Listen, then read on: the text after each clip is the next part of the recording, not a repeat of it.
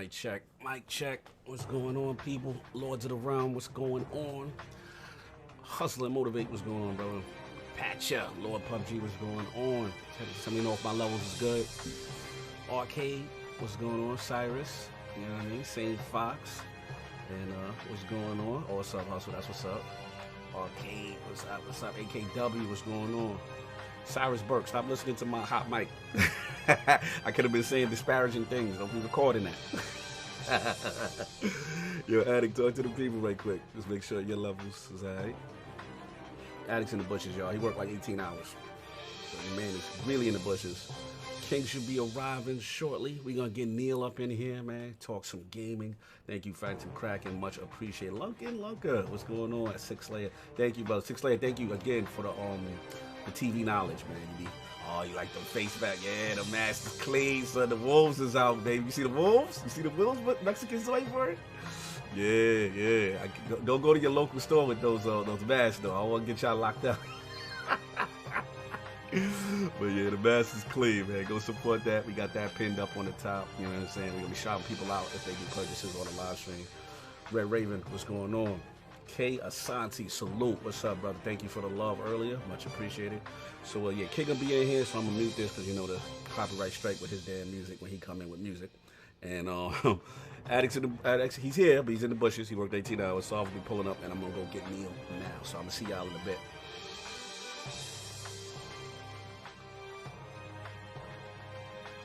Oh, and Bounty Boom, what's up? I see you. See you, player. I had to shout you out. You already know.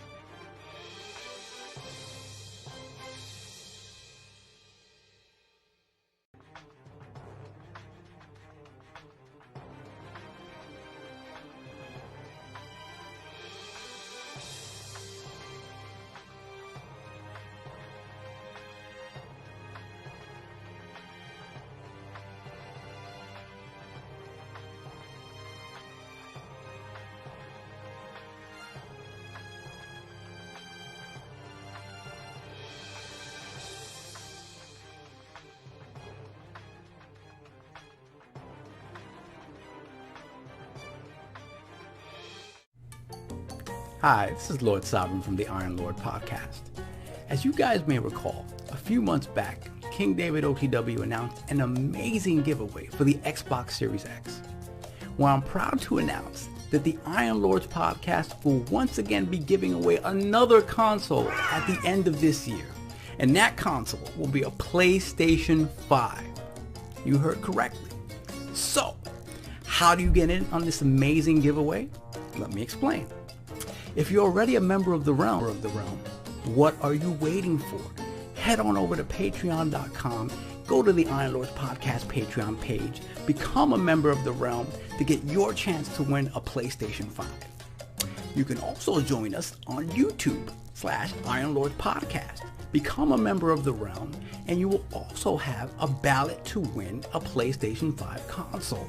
And if you want to support us on both platforms, you'll have 2 ballots for each system to win either a PlayStation 5 console or, of course, as King David said, an Xbox Series X.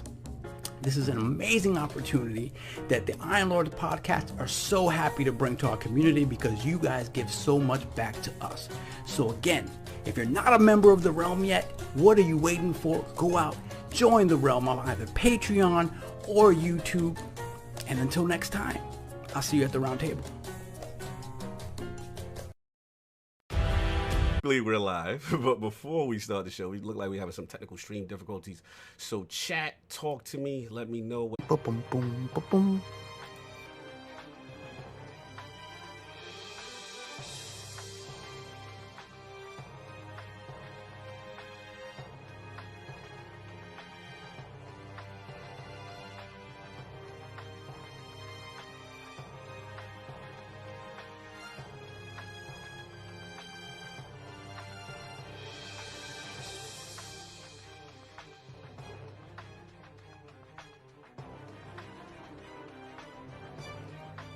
Yo, mic check, mic check. Let me know if y'all can hear me. Talk to me real quick. Levels is good. Yeah.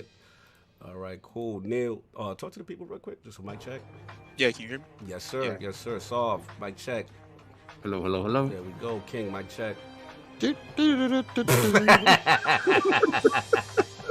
right, man. So hopefully we can start now. We go straight to intro. Y'all done had enough song. Look, we just jumping right in, man. We jump right in. Yo, Let me know what's good, because I'm not talking until it's still good while the stream is live with the video now. All right, mic check's good. Video's good. All right. So far, so good. How that stream looking, Solve? How that stream looking, Kay? Want a YouTube refresh? It is all right. It's all right. You know, it's going to start, fading out. Yeah, it should start talking. Yeah. But we rolling with it. Yeah, that's right. He said everybody got thumbs up and fingers. And we are finally live. Welcome to the Iron Lords podcast. And now also live on lordsofgaming.net. So check that out. Episode number 181. And it's another glorious Sunday. We're back at the round table on the Lord's Day. And today we are very excited about our special guest. And we've got AerialKnightsNeverYield. PlayStation 5 in the hands of media, PS5 dynamic cooling, and Xbox worldwide launch to discuss, so we're going to get right into it. I want to introduce a Lord whose stylized 3D artistry as a game developer is truly on the rise after revealing his latest title at Gamescom 2020. Not only is this futurized style Detroit runner equipped with the most banging beats, but also represents a beacon of hope for devs of color to aspire for greatness and never yield within our games industry. Introducing the independent developer and creator of the AerialKnightsNeverYield franchise, the real-life professor of 3D art, and the Lord who rides with No More Heroes as his best game of all time. Live from Detroit and making his debut into the realm of the Lords, my man, Lord Neil Jones. How you doing, sir? Yo, I just want to say you got the most hood movie voice. You feeling that? I felt like I was watching the trailer for Step Up 3 or something. Yo, you're a lord at what you do in the world. In the world.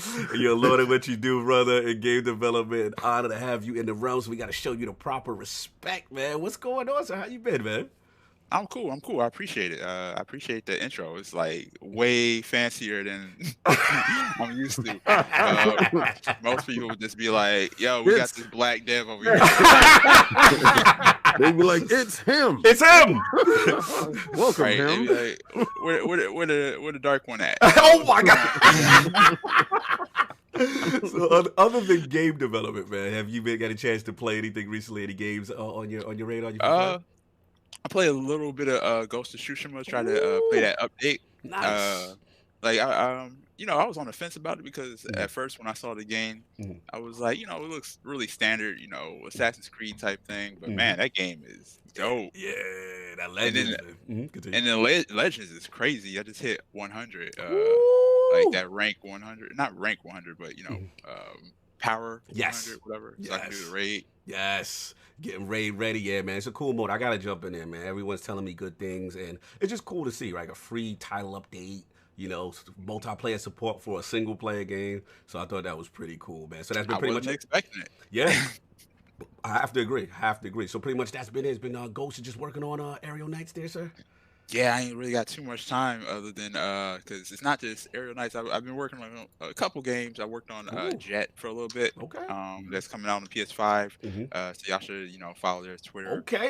What's the name of that joint? Plug that. What's that, Jet? Jet. Okay. They showed it at the PSX.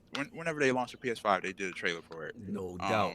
I only did the art for it, or helped do the art for it. Very minimal, but like that game is really interesting. So that's what's up, brother. That's what's up. They keep you busy, man. And of course, we had the 4 horsemen of gaming, but one of the wolves, one of the lords, is down, man. So shout out to Addict, man. He's not doing well. The brother had to work 19 hours, double shift. He came in, so don't blame Addict. Don't throw him in the bushes. Y'all. You know what I'm saying? It's all me, Cog. I made a judgment call. We got to protect the wolves, you know what I'm saying? But we still got the 3 other horsemen of gaming here in the realm. And, of course, we got our most technical gaming lord, the solo gamer who lives for the single-player selfish experience, and also the Sostradamus, the Lord of Clarity, and Lord Patreon of the Iron Bank, my man, Lord Sovereign. How we doing? You know what I'm doing? I'm creeping. Woo! Feed the wolves. The hook, baby. Boogie down, baby. You know how we do. The jukes. And when this gotta go here, the jukes going down. The jukes. You're not catching me sleeping. Make sure y'all get that hotness, man. Teespring.com. Y'all see it pinned up in there. The wolves is out. The gators. Let's go. There's too many cameras out here. You know what I'm saying? Hold on. No, can't breathe. Gotta breathe. Yo, Kai Batsu in there. He said that I just walk into Division 2. You gotta get the super chat.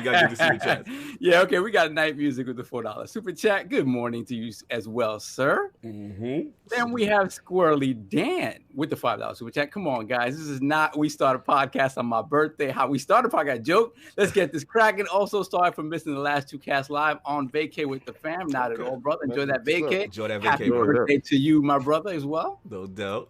Then we have Kurt with the $5 super chat. Y'all got me reaching for my wallet with all these masks on. It's a stick up. We don't see them super chats. It's gonna be a problem. Then we got Perfect Shogun with the $5 super chat. Good morning, welcome, Lord Neil. Kai gave us a preview of his new single, "Chat Talk to Me." Oh yeah. Y'all listening to them bars? Yeah, so hit that like button. Hit that like. And Kai Basu with the $2 super chat. Did I just walk into the Division 2? Oh, you got what's it called? The Dark Zone? Then we got the Dark Zone. We're in the Dark Zone right now, for sure. Then we got Neo Mental with the $5 super chat. Lord Suave, steal your girl and your wallet. Yeah. I'm not looking suave today. I'm looking like an addict today. I didn't even get a chance to shave. No doubt. Let me get Sin Vendetta. Oh, you got him. Sin Vendetta with the $20 super chat. Thank you, sir. Lord King, I know you throw all Souls-like games in the bushes, but I'd like to offer you a challenge. If you can get through one playthrough of Demon Souls for PS5, I'll gift you the next video game of your choice. Okay, so you heard that, King? I'm not buying that game. So you can save your money and don't gift it to me. Yo, let me get Stitch. Oh, let me get Stitch with the $5 super chat. Is there anything else we can make King do? Yo, Stitch, on God enough. Yeah. Yo, you see where I'm at with it, right? Wait till my intro, Stitch. I'm sick and tired of you. I'm gonna find where you at, and we coming for you. Yo, him and Squirrely got it out you. What's up, man? What's been going on? Anything else you been playing? Anything going on with you? No, man. I've been in the bushes like the past month, man. They really nothing. Not even Hades. I can't. Literally, I don't have time to pull out my Switch and play a little bit. So, damn.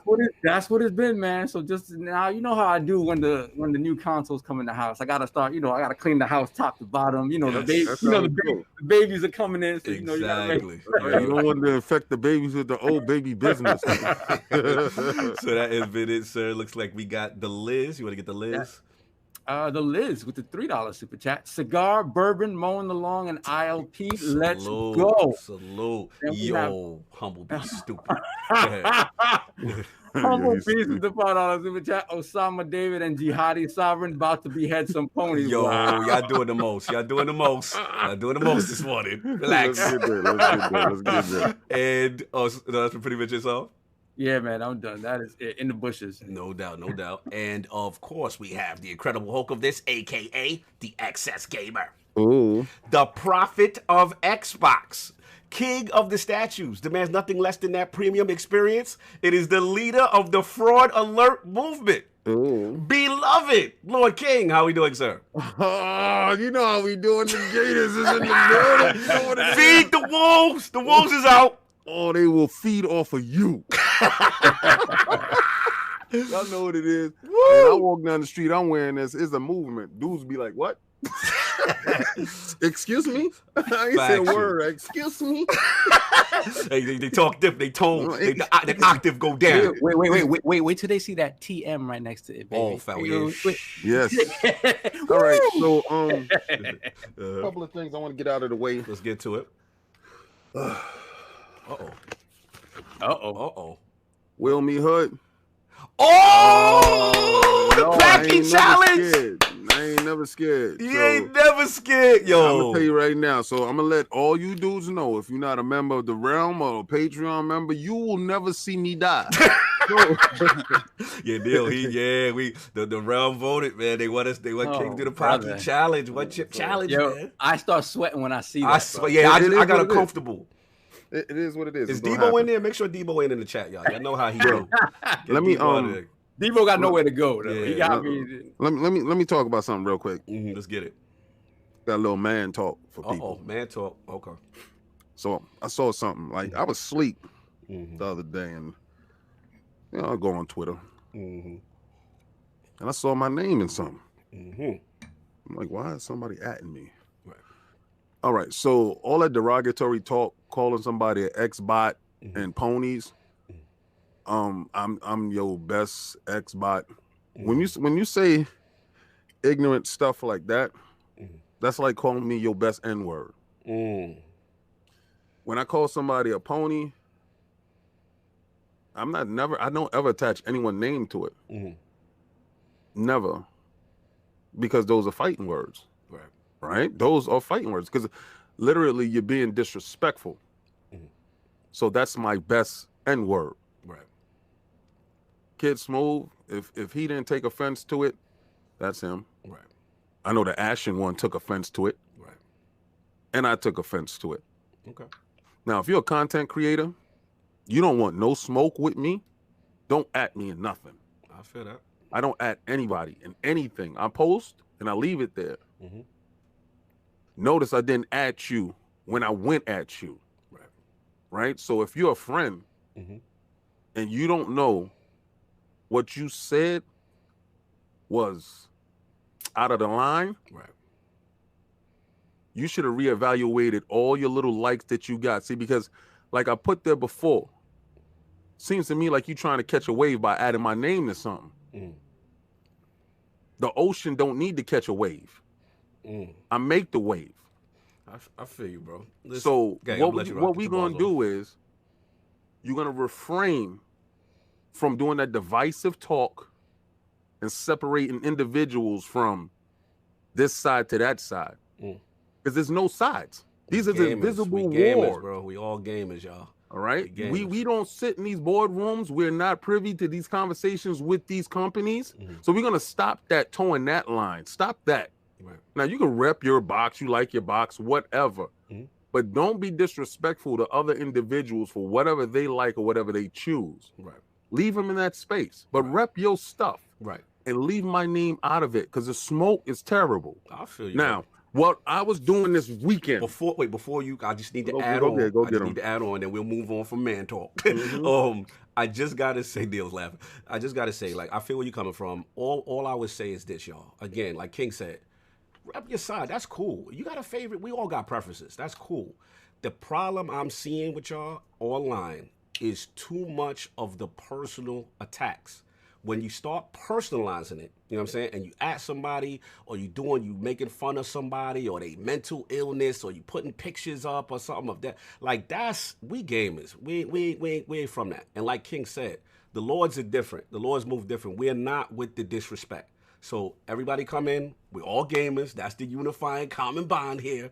You know what I'm saying? That's what it should be about. That's all I want to say on that. But other than that, you know what I'm saying, get your joint off, King. You know what I'm saying, what you been playing, bro? Oh, okay, well, my man Habib, the yeah, greatest UFC fighter. Khabib's on his joint. Yo, he put your man in the rolling death cradle. Shout out to Tekken. Yo, when I saw him throw him in the rolling death cradle, yo, he put him in the rolling death cradle. As soon as he put him in the rolling death cradle, he tapped. The ref didn't even see it. Yo, like, soon as he put it in there, he was like, no, my man. Your man was asleep, though. Your man was asleep. Yeah. Yo, he's never been in that move. Like, you know, the panic set into a dude when he locked it. I've never seen the move. I only seen it in Tekken when you did it to me. So I was tapping too. I was tapping for the dude. I was like, yo, he got you. It's over. Yo, got you. The way he had his body contorted and moved into a little ball, he had him in a ball, and his face, like from round one, his face, the level of determination. I'm trying to kill you. Yeah, with everything I get you with, and if I get you, you know, it's, you know what he evolved into. What? I love this guy so much. I love him so much. Remember, I told you he jumped into crowds. I love him. He did the eagle kick into the crowd. He's out there. I love this guy so much for the simple fact he's evolved his style from not just the floor. Right. His stand-up game. Yeah. Is bonkers. Yeah. I saw when he jabbed when he jabbed the Khan in the mouth. I was like, oh, that no. was a respect. That was a respect. That was. I'm gonna tell you, man. Khabib, to me, my favorite fighter of all time is Rickson Gracie, and Rickson Gracie never graced the UFC because he wanted more money than they were willing to give him, and he deserved that money. This is a man that's never been defeated. This is a man who takes no one for granted. He fights everyone. And like King was saying, when you go in there and you see the determination on his face, this is a dude that once that door closes in the octagon, his job is to kill you. His job is to kill you. And it's the referee's job to stop him from killing you. Now, it is very much that, because I remember seeing an interview with Rickson Gracie, and he said the same thing. He's like, I go in there with the willingness to die. Right. Yeah. And I expect the person, my opponent, to have that same willingness. So they know where I'm coming from when I attack them.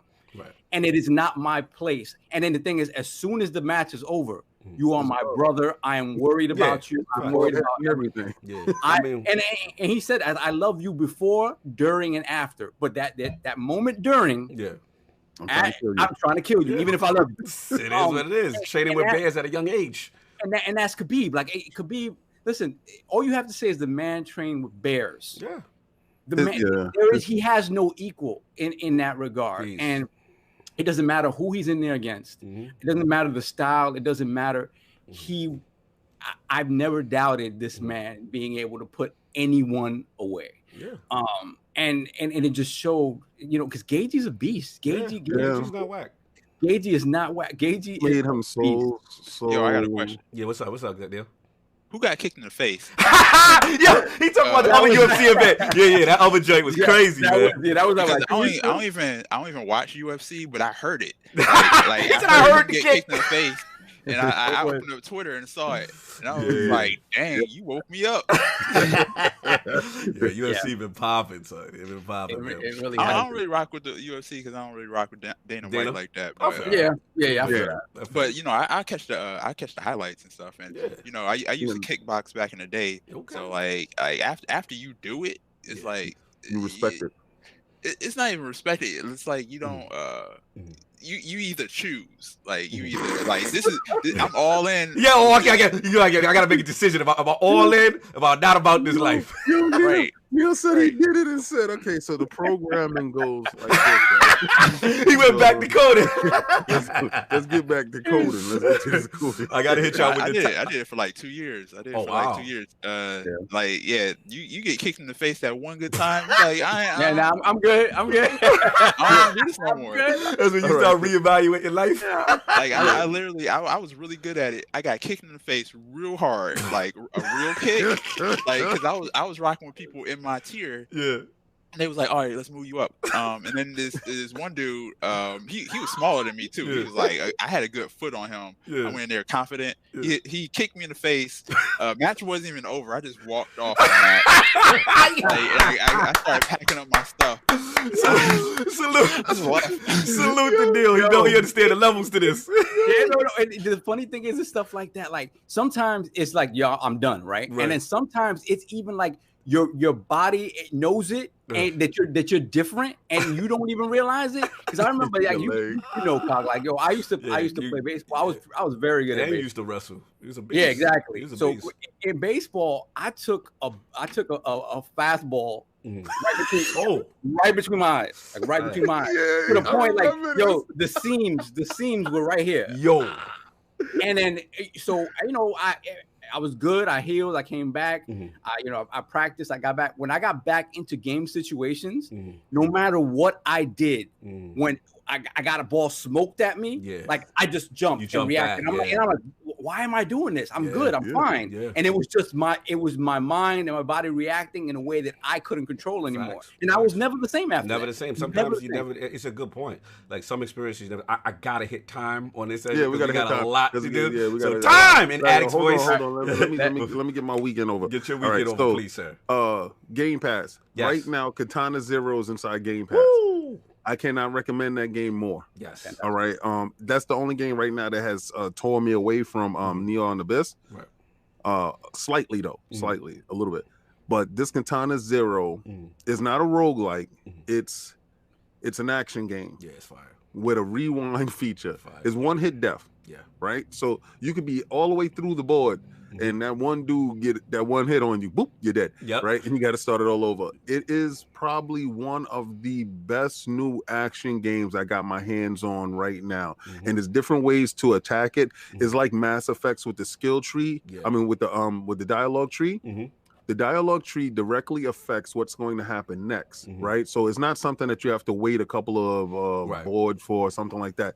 If you choose the wrong thing at the wrong time, you're into a different situation. That's what I really like the game about, because it changes on the fly for whatever your response is to certain situations and stimuli.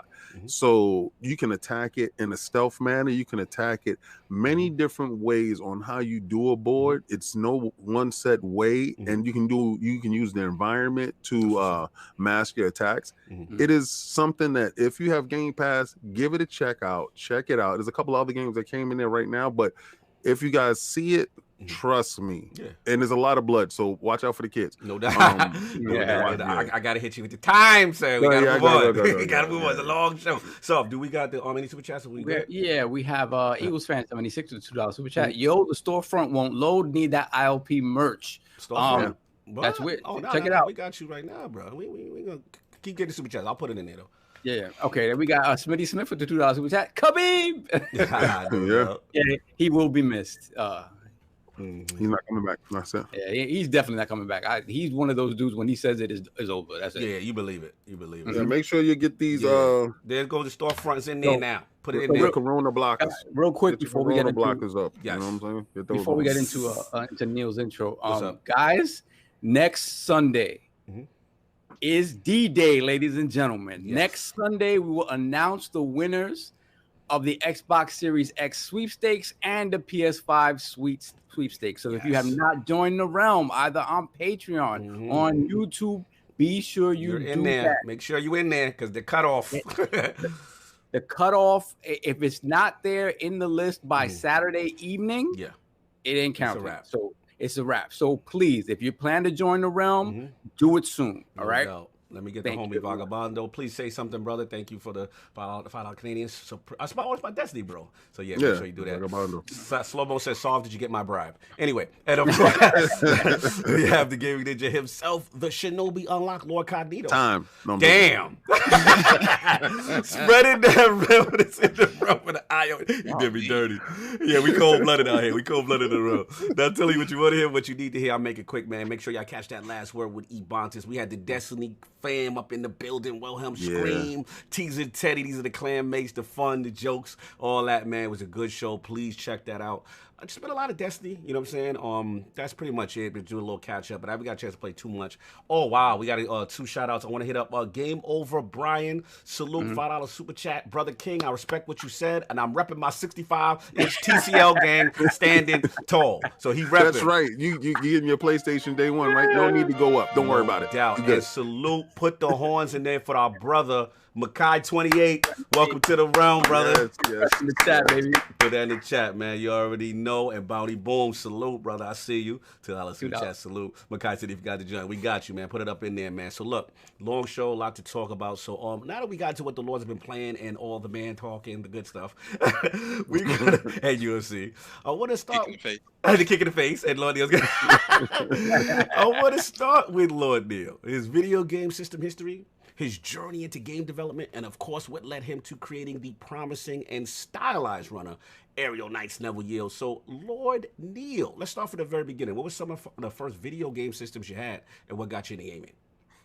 I mean, we can make this real quick because it's not a long history. We have nothing. Wow.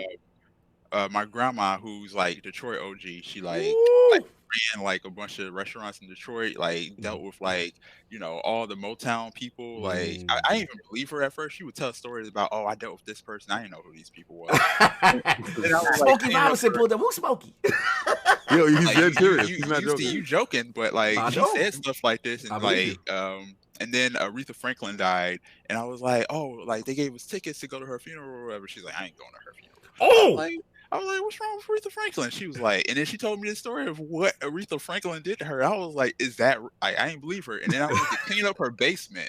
And I just found pictures and notes and all these things from these famous people. Wow. And I was like, all that stuff was true? Wow. Her grandma had smoke. She got to write a whole book. She could write a book, brother. The only reason I say that is because my grandma, she played a giant role in all of this. Anyway, she she took me and my brothers in. She raised us all by herself. We was loud and annoying, so she bought us a Sega Genesis. We had the worst games. We had the what was it? The Lion King. Oh! Shout out to those bad movie it ports. Was actually a good game. Shout out to those terrible movie port games. That was a good platform. Man. I had all the movie ports. It was like the Lion King. It was like that Mickey Mouse. I had Aladdin. That Mickey Mouse game into the Don't tell me Castle of Illusion. Castle of Illusion was fire. You know what makes sense though? That kind of makes sense because your animation is legit. So you had the best animation games back when you was younger. Shout out to grandma, man. What game you looking at? My animation is trash. He said my animation. Yeah, he threw himself under the bus. He threw himself in the bushes. No, I see the comments. He said I see the comments. Listen, man. The game's still being worked on. Right. I don't deny it. I'm like, I can't be good at everything. Y'all don't have to deal with these animation. Unless y'all want to give me some more money for this. I feel that. That's right. So that Genesis, Yeah, we had Genesis, and then she bought us a Nintendo 64 with only Pokemon Stadium. Wow. That's the only game we ever had for that. So I never played anything other than that. And then I saved up my money, and we got a GameCube and with Star Fox and Smash Brothers. Oh, It was like this Star Fox, Smash Brothers, and Animal Crossing. That was about it. That's what's up, bro. And then and then I became old enough to save up for my own stuff, and it was like Nintendo. Then I switched over to 360. Okay. At the end of 360, I ended up playing Destiny. And then switched to PS4. Okay. Salute. No, so yeah, it was. You would say from the 64 on that it was more your personal involvement. You were kind of trying to get systems or get systems on your own. Yeah, I had a choice then. Like, see, shout out to grandma. You know what she did? Right. She instilled that hustle in you. She gave you the whack stuff that you didn't want to make sure that you got a job to buy what you wanted. She didn't know. She bought anything that had Disney or Power Rangers on it. Oh, yeah. But what about, all right, but here's the thing. There's a culture back in the day I want to know if you was a part of. Like, were you in the trading games culture? Like, were friends come over and stuff like that? Because that's how we used to survive when, when moms and them was acting up. Yeah. We would actually get together. Like, okay, so what you getting? You gonna get this one? I'm gonna get this one, so we can have stuff to trade amongst each other and borrow from each other. Like, did you guys do that with your friends in Detroit? I did it once, and then I didn't get my game back. Oh, hell no! Yeah, he is from Detroit. Yep. Friendship over. He said, "Yo, all right, so let me get back my Lion King." What Lion King? Oh man, come on, they did my boy Neil dirty. It was one game. Which game? I forgot what game it was, but it was a really hard, bad game, and I was like, I don't care. But then my grandma found out I didn't get it back, and she was like, "You ain't trading your games no more." Ooh. I like your grandma, man. I like grandma. Oh yeah. I like grandma. That's what's up, man. Tremendous. So I see the journey still going through, doing the games, doing the trade, and all that stuff. Now I want to get into obviously as far as your journey and saying, okay, game development, right? And like, what made you say, okay, I want to pursue this career now to make games? And then the other thing a lot of people don't realize is that you are actually a professor of 3D art. So I want to talk about both of those things. So let's start first one with game development and what inspired you. Okay. When I was in high school, I went to robotics. We just went to Ford Foundations and all these places out here, and did some like robotics, and that's basically where they just teach you how to the mechanical stuff about building robots and putting stuff together. It was really cool. I didn't have a clue of what I wanted to do, but I play video games all the time. So like dumb me, I was just like, you know what, I'm gonna make video games. That was like in 9th grade, and I just was like, there was no backup plan. I was just like, this is what I'm gonna do, and if not, I guess I'm working at McDonald's for the rest of my life. Yeah, like I got real lucky that I happened to be okay at getting stuff done with it. But a lot of people like they just try to fall into it and like with no kind of plan like I did, but it doesn't really work out all the time. Yeah, no, I hear you, man. I mean, cause so basically, like, what was the first journey? Like, what was the first, would you say, like, step that really put you on your way as far as game development? Like, what you think was the first, like, kind of monumental step? I play. I went to a for-profit school. It was a terrible school. I'm not going to promote them. But like that whole thing, I thought I was going to be a coder and stuff. And I tried a bunch of stuff, and I was trash at everything. I hated coding. That coding broke me. Because I remember with some little BS database stuff just to do something simple, and I was like, "Oh no, this is terrible." Like, I got so much respect for y'all that could do any of that, because like that to me is when I knew that I was not about that life. No, I love games. You know what did me dirty, and it's Cognito's fault. What? Is this game called Fighter Maker? Fighter Maker. so and it gives you all the tools, but you just got to put it together. Yep. I couldn't put it together. I couldn't make a leg move. Just to get the guy in the stance. It would take like 2 hours for me to do this, and I'm like, game, I went back to the store like 5 minutes after I purchased. That's when I know GameStop was really raping dudes. And pause. So I went inside GameStop and I was like, "Yo, this game is defective. It ain't working. I want my money back." Right? They gave me exactly what the store credit was for it. I paid like $60. They gave me $23.95. Yeah, that's the jerking back in the day, man. But continue. Yeah. I interrupted you there. You were saying. Did y'all do the GameStop hustle where you would beat a used game within 6 days and take it back? Yes, sir. Yes, sir. We do all the loopholes. Continue. Yep, that's all I did. That's all I did. Because I ain't had no money. Facts. Salute, man. I felt bad after a while, but then like I got older and I was like, it's a corporation, whatever. I ain't hurt nobody. I ain't hurt nobody. No doubt, no doubt. So yeah, so you would say what was the breakthrough that you was like, okay, I'm getting more confident, I can do this. Yeah. I think a lot of people when they were kids, they messed around with Neopets, and they had that HTML thing, and that really like eased me into like, oh, this is how this stuff is done. Oh, I could do this.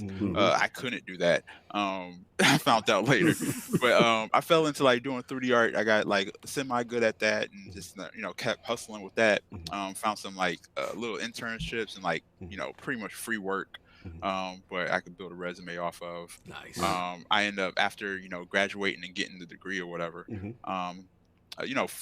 Floated around a bunch of places, just doing like real like contract work. Don't nobody actually hire nobody no more. Right, that's real talk. Same thing with me in IT. I did the same thing, contract work to get the resume up, right? Get the experience, so they're showing that you're proving that you in this work environment you could do this. Yep. So I did that for a while. Then I, worked on some like games that never got released. Then I worked on some indie games, like some more free work. And then I really got frustrated because like after like almost 10 years of like, doing contract work and putting the work in, game industry still wouldn't give me like any kind of like play. Like I got thousands of emails that I sent out. It was like, yo, am I good enough? And then like, nah, there's something about you that don't really fit in. So they had no reason for not hiring me. They just be like, yeah, you don't really fit our, studio culture. And then I was like, all right. Wow. So, it like this game was actually going to be my last game. I was like, I'm going to do this, put my money into it, put my time into it. If it don't work out, I'm just going to, move on and, do some day job stuff and like, really get my life together. I feel you, I feel you. But, people seem to like it. So I'm going to hold you there because I got a whole segment for you with Ariel now. I don't want you to touch that yet. But what I want to do is, first of all, salute you on your perseverance, right? Not giving up, still keeping pushing forward, still doing the work. Again, contract work, getting the experience, building that resume, right? Even when you're getting these adversities of not necessarily people, wanting to bring you into the team. But again, I also didn't want to forget, which I think is really remarkable that you do, again, you being a professor of 3D art. That is really cool because you are now teaching people part of your craft. Can you give us a little bit of background about that? Yeah, once I moved back from, I was living in Texas for a little bit for like some job. I came back, and one of my boys who like I helped out, you just do favors for people sometimes. He hit me up because he started running this game program at this local college. He was like, "Yo, no one else in Michigan can like, do this stuff like kind of like you can." And he was like, asked me to come in and just like teach one class. They was feeling me, Nice. but I always been real with it. I was like, yo, like game industry won't hire me, but I think I'm pretty okay at what I do. 3D art, right? So they was feeling it. It worked out. I've been teaching there for almost 4 years now. That's what's up, bro. Like, was there any nerve? Like, I admire you because like I don't know, King Saul. Like, could you just walk into a class and like? Professoring is real to me, man. I'm gonna be honest. Like this experience of being on a podcast, it's one of those things where my fear of being in front of a crowd is lessened considerably, right. Which is weird because we're not in front of anybody, right? But my fear of sort of getting up and speaking doesn't. Eagles fan 76. Thanks for purchasing that net gate. I see you, brother. The Wolves is out. Feed the Wolves. I see you. Continue. For me, it's diminished considerably. Like I beforehand, I'd be probably in a corner somewhere just puking up or something like that. But I think it's just practicing doing that sort of stuff in whatever sort of realm it is, whether it's actually in front of a classroom or just speaking in general. Where when you know people are are listening to you. It just, I don't know. I got over it after a while. Yeah, no, that's respect. I don't, you know, I don't have no problem Yeah, with that. I can talk in front of millions of people. I know how we know. You ain't got no problem. Man, talk. I'm prepared for what God said. He told me at some point in time, I'm gonna get what he said he's gonna give me. You gonna get those balls off. Yeah, I want everything else. Real quick, let's catch up on the super chats real quick, and then Eagles fan is out here. That's Eagle my fan, dude. salute. He got the drip and he got the joint. Yo, so I know what he's doing though. Yo, salute. Eagles fan, don't let me catch you on the news. Don't blame ILT. We are not responsible for activities, unsavory activities you do with these masks. On our Instagram, he hits the gym. Yeah. So I know he's gonna throw the mask on when he go to gym. I know. I see the vision. I see the vision. Man, y'all gonna get somebody in trouble. Yeah, exactly. Health is wealth, y'all. Anybody on the news wearing our the Lords are not responsible. We are promoting health, fitness in the gym. We want these in the gym. We want to promote social distancing. Wear your mask. It's not when you're doing illicit things. It's a new gang in the street called the Iron Lords. Imagine that. New gaming gang. Baby. Your team is on TV. They gonna blame y'all for those riots. They gonna blame us. Assailants were wearing wolf masks. Supply and demand. Throwing people in the bushes. Continue. We got Briscoe son with $2 super chat. Yo, King, Rise and Shine took me off of Neon Abyss. I purchased Rise and Shine. I think it's getting ready to leave Game Pass right now. So if y'all want to get it on a discount, go try it out real quick before it leaves. I purchased that game. No doubt. And then we have Gerald Mack with the $5 super chat. Shout out to the ILP and guest Neil Jones. Big up Black Devs. ILP #1 podcast. Thank you, sir. Thank you, brother. Thank you. And then put the crust in the chat for our newest member, Jose F. Thank you, sir. Welcome to the round, you trying to get that Xbox or that PlayStation. There we go. That's how you do it. And I'm trying to get that Xbox and PlayStation. You gotta join the round.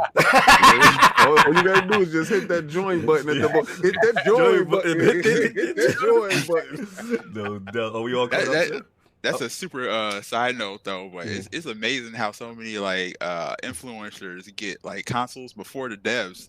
Like I know so many devs who like could not get one. I've been on calls with like some higher ups, and I was like, "Yo, can you slide me an Xbox? I'll pay for it."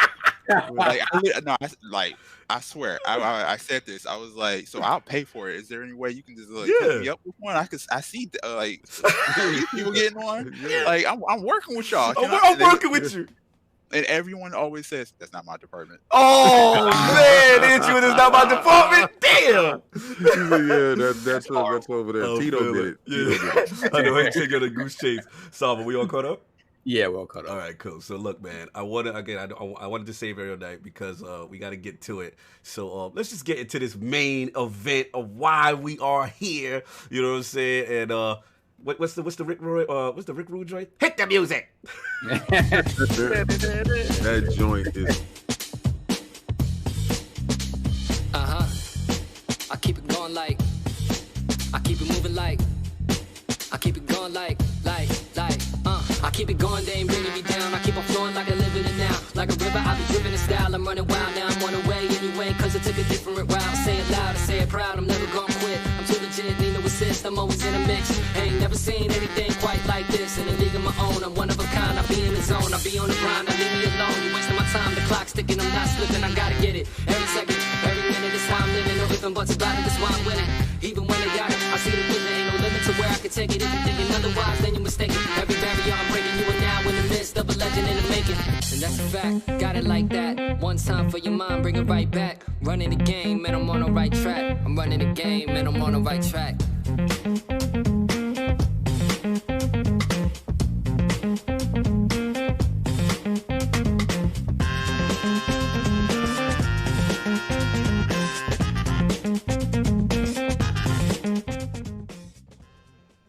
Don't forget me. Did y'all get that? Did y'all catch that? Fire, I see right? flame Fire, emojis right? in there. Yeah, that's his put game. That flame emojis With the in flame that chat. emoji, Yes. that. Yo, tell me that beat wasn't knocking though. You know what I'm saying? Yeah. Daniel said no Switch love. Look, man, he got to go for the major platforms. Yeah. We know Switch gonna come in hot. On it. We working on it. Switch gonna come in hot Yeah, eventually. I can't announce nothing, but I'm definitely it's rough. Woo, It's rough. okay. You know what I'm saying? Yo, salute, man. So look, man, Lord Neil, you know, what led you to creating this promising, you know, stylized runner? Look like it's in futuristic Detroit anime vibes. You know what I'm saying? I want you to educate the realm about Aerial Knights Neveryield. Oh, thanks, man. Yeah, thanks for. I'm looking at the chat. I appreciate y'all. Y'all are very kind. But yeah, like when I was trying somebody hit you like, yo, you on Iron Lords right now? Yo, that's literally what it is. That's funny. Yeah, when I was trying to like you know, come up with something I was gonna make as like my last game. It's not my last game now. Obviously. Shout out to your last being your best. I want to hear, brother. You first. Right. But yeah, when I was coming up with something to make, I wanted to make something that was like a little bit familiar, but that I had a lot of room to change, because people can look at this game and just think that it's like one of those standard runners, but it's not that at all. Once you play it, it feels totally different, and you know, I switched it up with like a lot of like heavily Black influenced music, and like I literally like took, or my idea was to take, you know, the culture and like put it into it. And I don't want to generalize Black people, but like my personal view of our culture and like put into it. Because, you know, I know a lot of Black people gonna be like, yeah, I don't really rock with this, but you know, hey, more power to you. I'm just like doing something that represents me really well. Anybody's gonna see that trailer and not rock with that. Like, yo, I'm telling you right now. Yeah, man. Yo, the thing. You know, I really appreciate it, because I don't do a lot of video editing, and then like this is like my second trailer I ever cut together. So like I was like real nervous when I was making it. I was sweating. I was like, I don't know. Let me tell you right now, you made me a fan because you said it best. We're gonna deep dive with the music in a minute, but for me, you know, and again, speaking Black culture, hip hop, you know, the Lords come from that. You know what I'm saying? And I always feel it's a genre that's not represented a lot.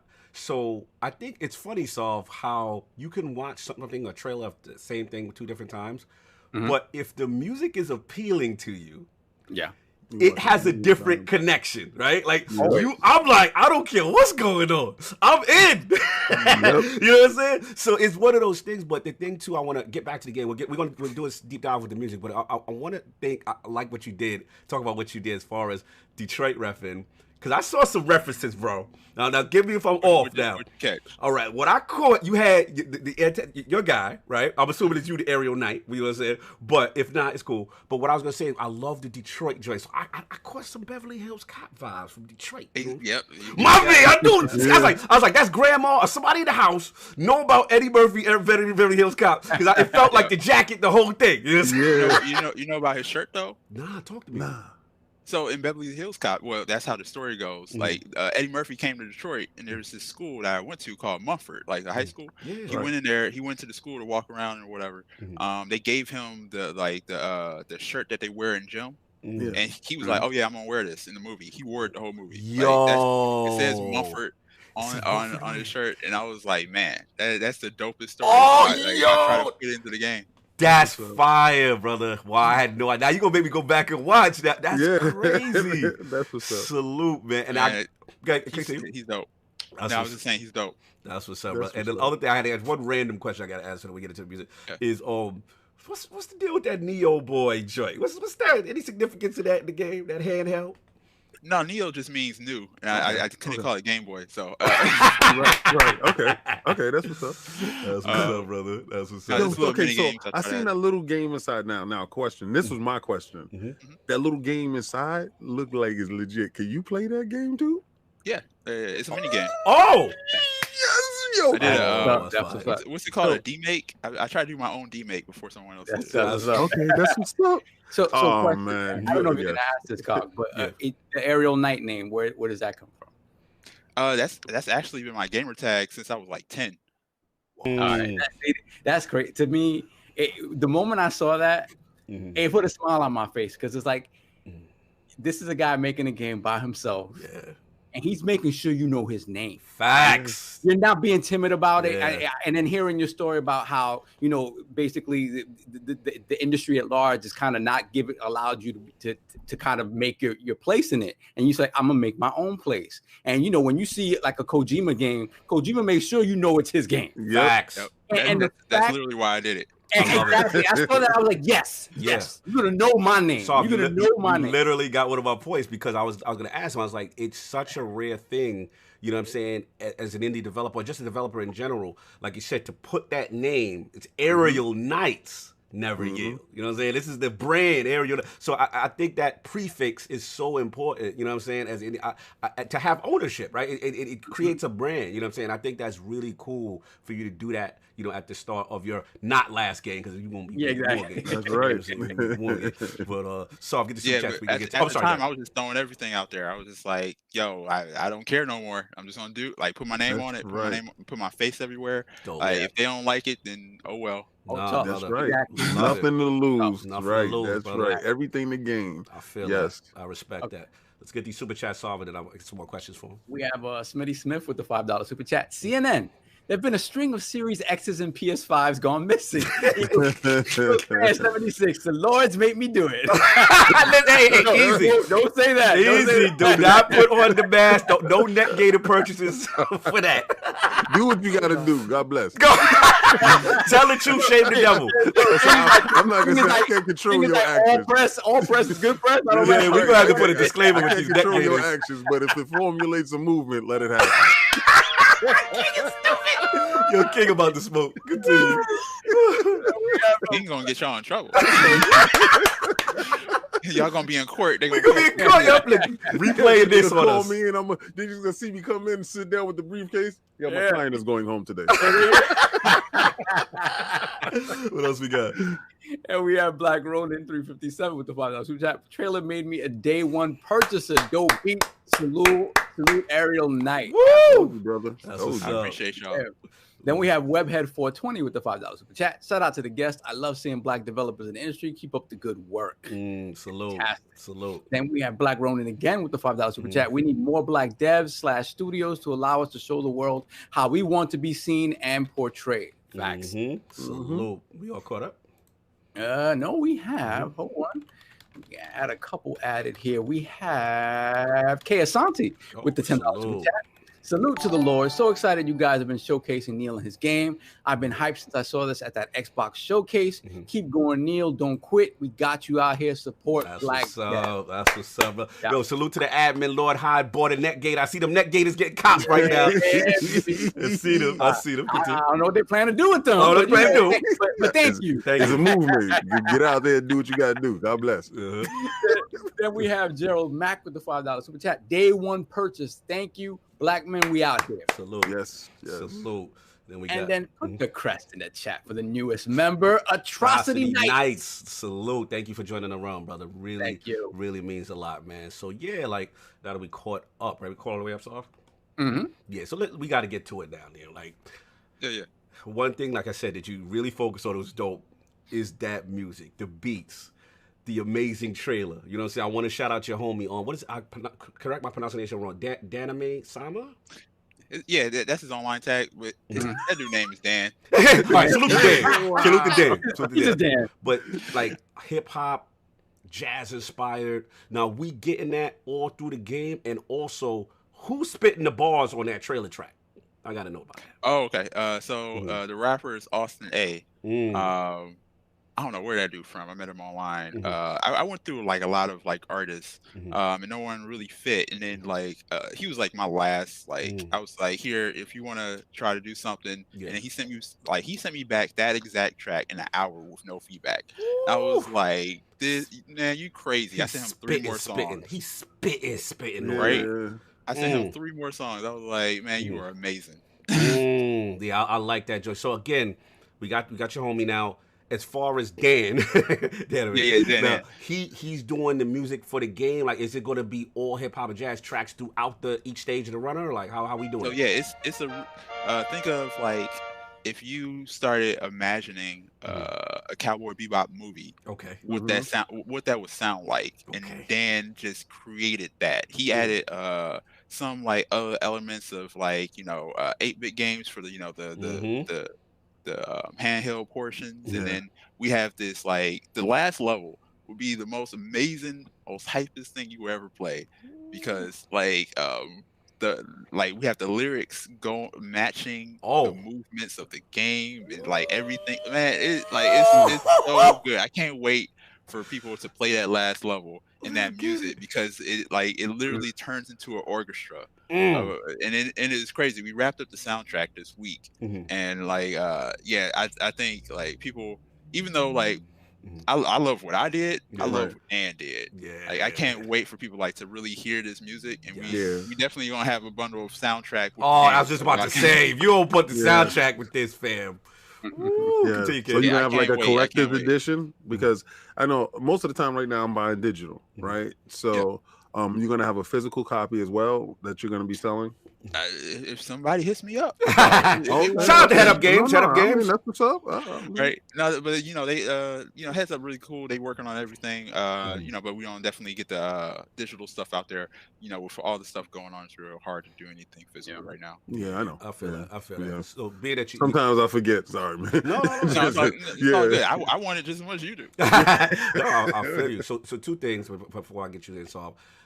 Again, for someone who's new to the genre of a runner, explain to them like what that is if they don't know what that is. You know what I'm saying? Okay.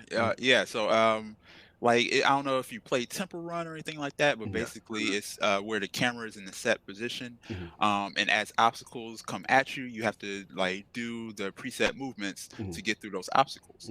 And the way that I like kind of flip that on its head is like, once you run into those obstacles, the camera actually moves with you. You have more choices than one as to how to get through an obstacle. And you almost always have like options. Gotcha. Like, do you want to jump over something or do you want to slide under it? But Gotcha. you have to choose one. Gotcha. So that's kind of how I take it and flip it. Fair enough. So question before we get to switch ads, and I got another question. No, specifically, no. Okay. Well, the thing is, the side scrolling vibes, right? I mean, obviously, it's not Mirror's Edge, because Mirror's Edge is first person. But besides, I know you said No More Heroes was a big inspiration for you in terms of your favorite games. What other games sort of inspired this? Because I look at this, and I do see Temple Run, but from a different perspective. I see Mirror's Edge. I even see a little bit, and this is a recent game, but if you played My Friend Pedro, that's sort of like that sort of kinetic movement, how everything pushes you towards one direction, and then you use sort of that movement in order to do different sort of moves off of the actual environments. So I was wondering exactly what it is that inspired you to make this particular type of game. Yeah, that's a really good question. My Friend Pedro actually scared me when I first saw it. I was like, did you just make my game before I did? You say make my game already? I was worried, and then I saw it, and I was like, "Oh, okay, this is way different than what I'm." But, it's funny to hear developers say that, right? Like these are the real conversations they must have before release of their own title that they've been working on. It's real talk. Continue. Yeah, because you don't know what no one else is working on. I've been working on this for it's about to be 2 years. My Friend Pedro came out like last year, and then as soon as people started like posting about it, I was like, oh god. And I was like, is that a whole year worth of work in the trash? Oh man, I feel you. That's real. But yeah, it's definitely pressure to like. That's why you want to be so different that you're not worried about that. Right. And that's the risk of making something or taking like a genre and like kind of making it your own. Other people are probably doing the same thing. Yeah, absolutely. Absolutely. No, that's dope, man. Oh, but I'm sorry, I didn't even answer the question. I took inspiration from like a few games like Cannonbolt and like the examples that you stated, but I mixed it with like Spider-Verse with movement and all types of stuff. It was really random stuff actually, like No More Heroes, Lollipop Chainsaw. More of the feeling of those games, not the actual content, because you know, you play those games and you can tell that the person who made it really didn't care. Right. Like, oh, if you like it, you like it. If you don't, you don't. And that's kind of where I come from with it, where I don't need everybody to love the game. I just like, I'm making it for a few people. I feel that. People love the game. There you go. Yeah, you gotta have that Suda mentality. This is my game. This is for me. This is what I want to put out into the world. Yep. Yeah. Well, you like you said, this is it. And when you got to the point of every time you said that, you hit. You didn't notice that? Like you said, okay, well, I don't know who's gonna be the rapper, man. I'm gonna get this dude a shot. This is it. And then he sent it back in an hour. You was like, wow, right? So it's every time you had to, this is it. It's really, this is it. Like this is it. So yo, I know. Like when I saw it, like it's something discerning in your eye. You know a banger when you see it. Like you know a good car when you see it. You know a beautiful woman when you see her. Or you know something that stands out when you see it. Yeah. I saw this, but then I also heard it. Yeah. So first I'm looking at it visually. My eyes is like, boy, right? But then the music is like, din, din, din, din. I'm like, oh, yo. I said, yo, I text Cog back because he hit me. And I guess he was getting upset with us because I'm like, we got our private chat, and I'm like, yo, did you watch the trailer yet? Because nobody hit me back. Because I'm in there like, he knows. You know what I'm saying? Because I know King ain't watching yet. So I was like, I ain't watching because I would have hit him back, right? He knows this. He knows me, right? So he hit me privately. Like, yo, okay, enough with your BS. I know you see me, you see this. Now see this. I clicked it, and I saw it on my phone and said, oh. Yeah, right. Yeah. Yo, so I couldn't see it on my phone no more. I gotta see it because I got 88-inch screen TV. I was like, I gotta see it on the TV. And I'm sitting there like, what's the rapper that's sitting there getting blown away by the Travis Scott? I forgot. Yeah, I'm looking like Travis Scott in the chair, like because I turned the music all the way up. Yo, I'm gonna do it again as soon as we get off the show. I swear to God. I mean, there's certain games that.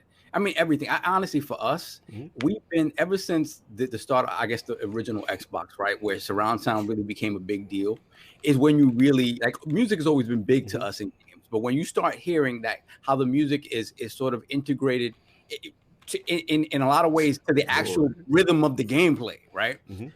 When you have that integration, like you said, wait till you get to the final level of the game where that music is bumping and you're moving, and I'm sure you're upgraded and your movements are crazy and the parkour is crazy.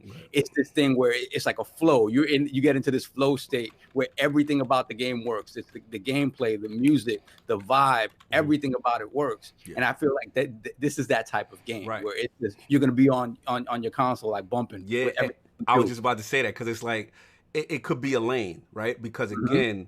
A runner, and if you're doing a runner and you've got good music in conjunction with the stylish art style, and I love the anime takes. Like I'm really feeling that. You know what I'm saying? It's just a good vibe. It's a good combination. So we're pulling for you, brother, man. You notice the reason why I asked for the music. If you're gonna do a little special, little bundle, you saw how I come into the show when I'm getting my pre-workout. You already know I'm coming in the music. So when I'm whipping down the street, I want somebody to be like, yo, what's that, my dude?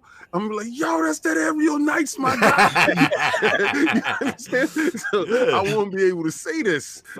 Because I definitely pull up with a soundtrack like I'm Vanilla Ice. It's just crazy. I'll make sure y'all taken care of. Oh, appreciate you, brother. Appreciate you, brother. So let's get these super chats, and I got a couple more questions.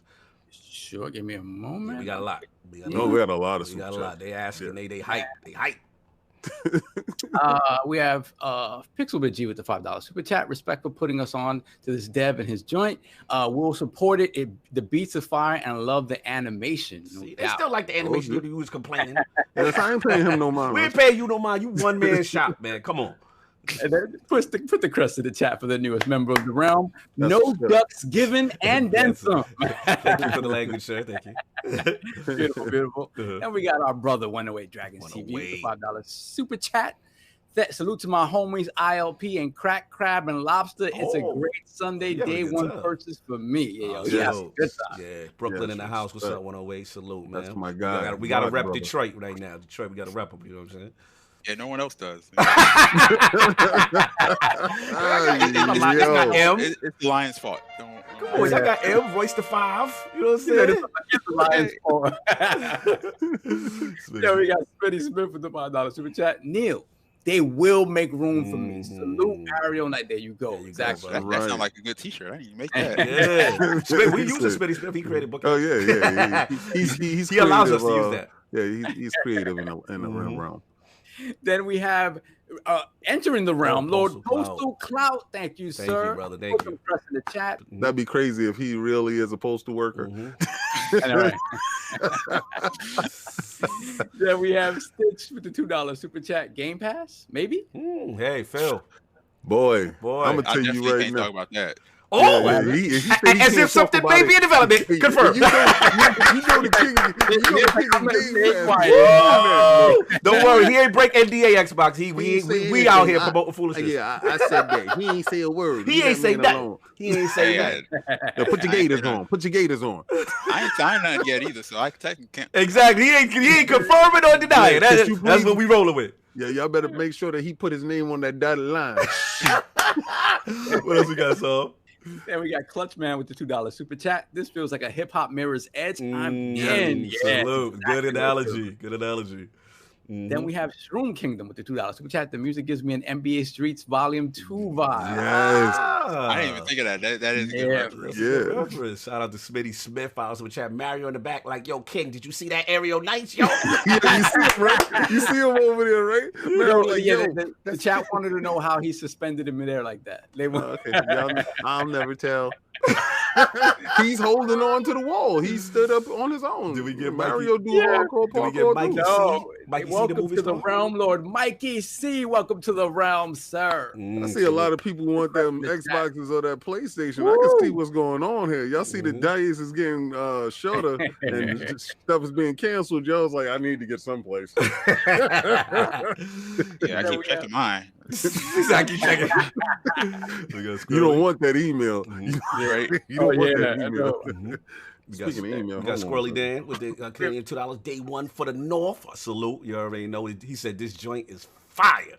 Yeah, we like what we seeing too, man. We definitely like what we feeling. So look, we all caught up. But yeah, man. So again, I want to also even though he was supposed to make it, but I want to shout out Head Up Games. You know what I'm saying? Because shout out to Lord Greg and those guys. You know, how did that connection happen as far as being a publisher for you know what I'm saying, NeverYield? I've been making trailers for this game, like trying to get somebody to pay attention to it. I made the trailer before this one we just showed, and they caught wind of it. Them and a couple other people hit me up all at once. And they sent a real strong email where they just like broke down exactly what I was trying to do and like my goals, like before I even said anything to them. And I was like, before they even made an offer, I kind of like was like, they understand. So like that's what I'm rocking with. That's what's up. Because to me, like money, I just need enough to make the next game. Right. I don't really care about I'm not a corporation or nothing like that. I just need enough to get by. I feel you. So the money wasn't really a concern.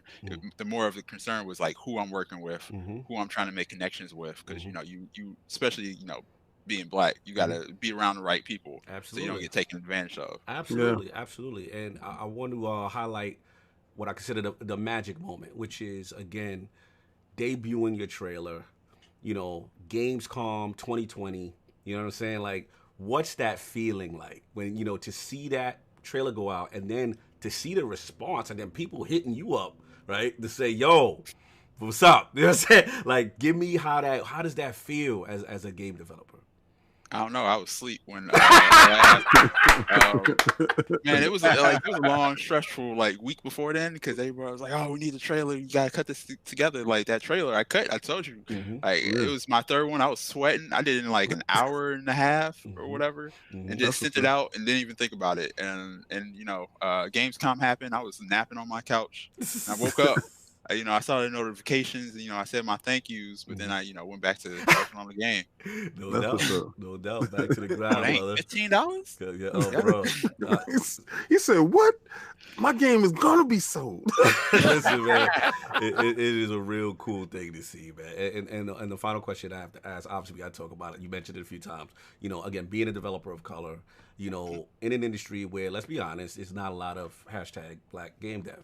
So my thing is, like, you brought up some of the challenges personally that you had, but like, what other advice would you give to aspiring developers of color who want to get in the industry, and may see a game like NeverYield where the character looks like them, they see a developer where developer looks like them, and it inspires, like, what advice can you give to that new generation coming in, trying to get into the games industry? Absolutely none. Like I am like winging this.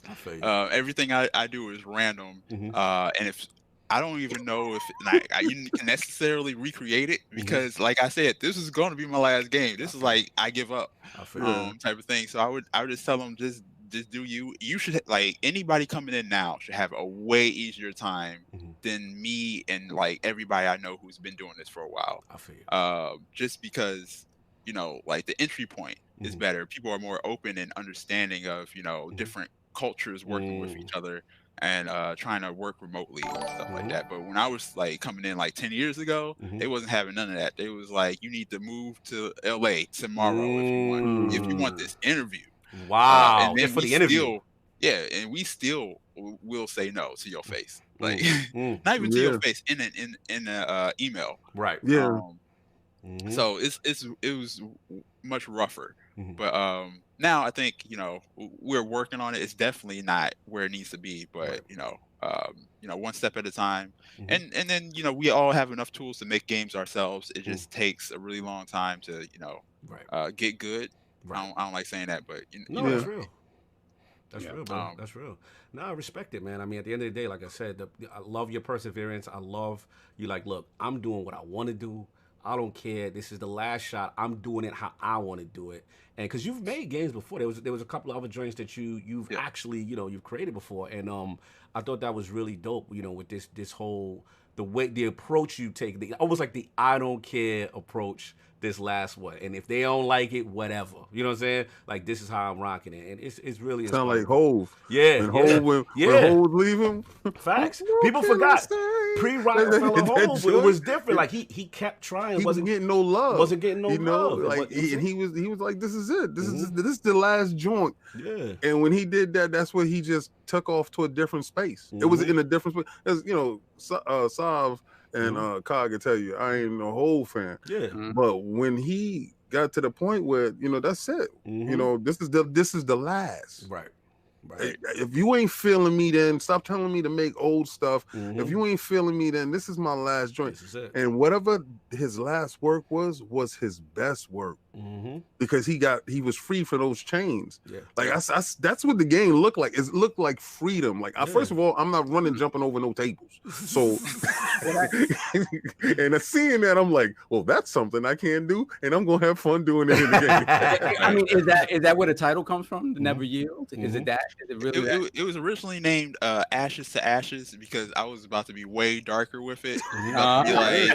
Oh yeah, he taking like the ashes of his murdered family and like doing some like. Oh, you was going dark. Right. That's where it originally was from. But then like people really like the aspect of dying and getting another shot to try it.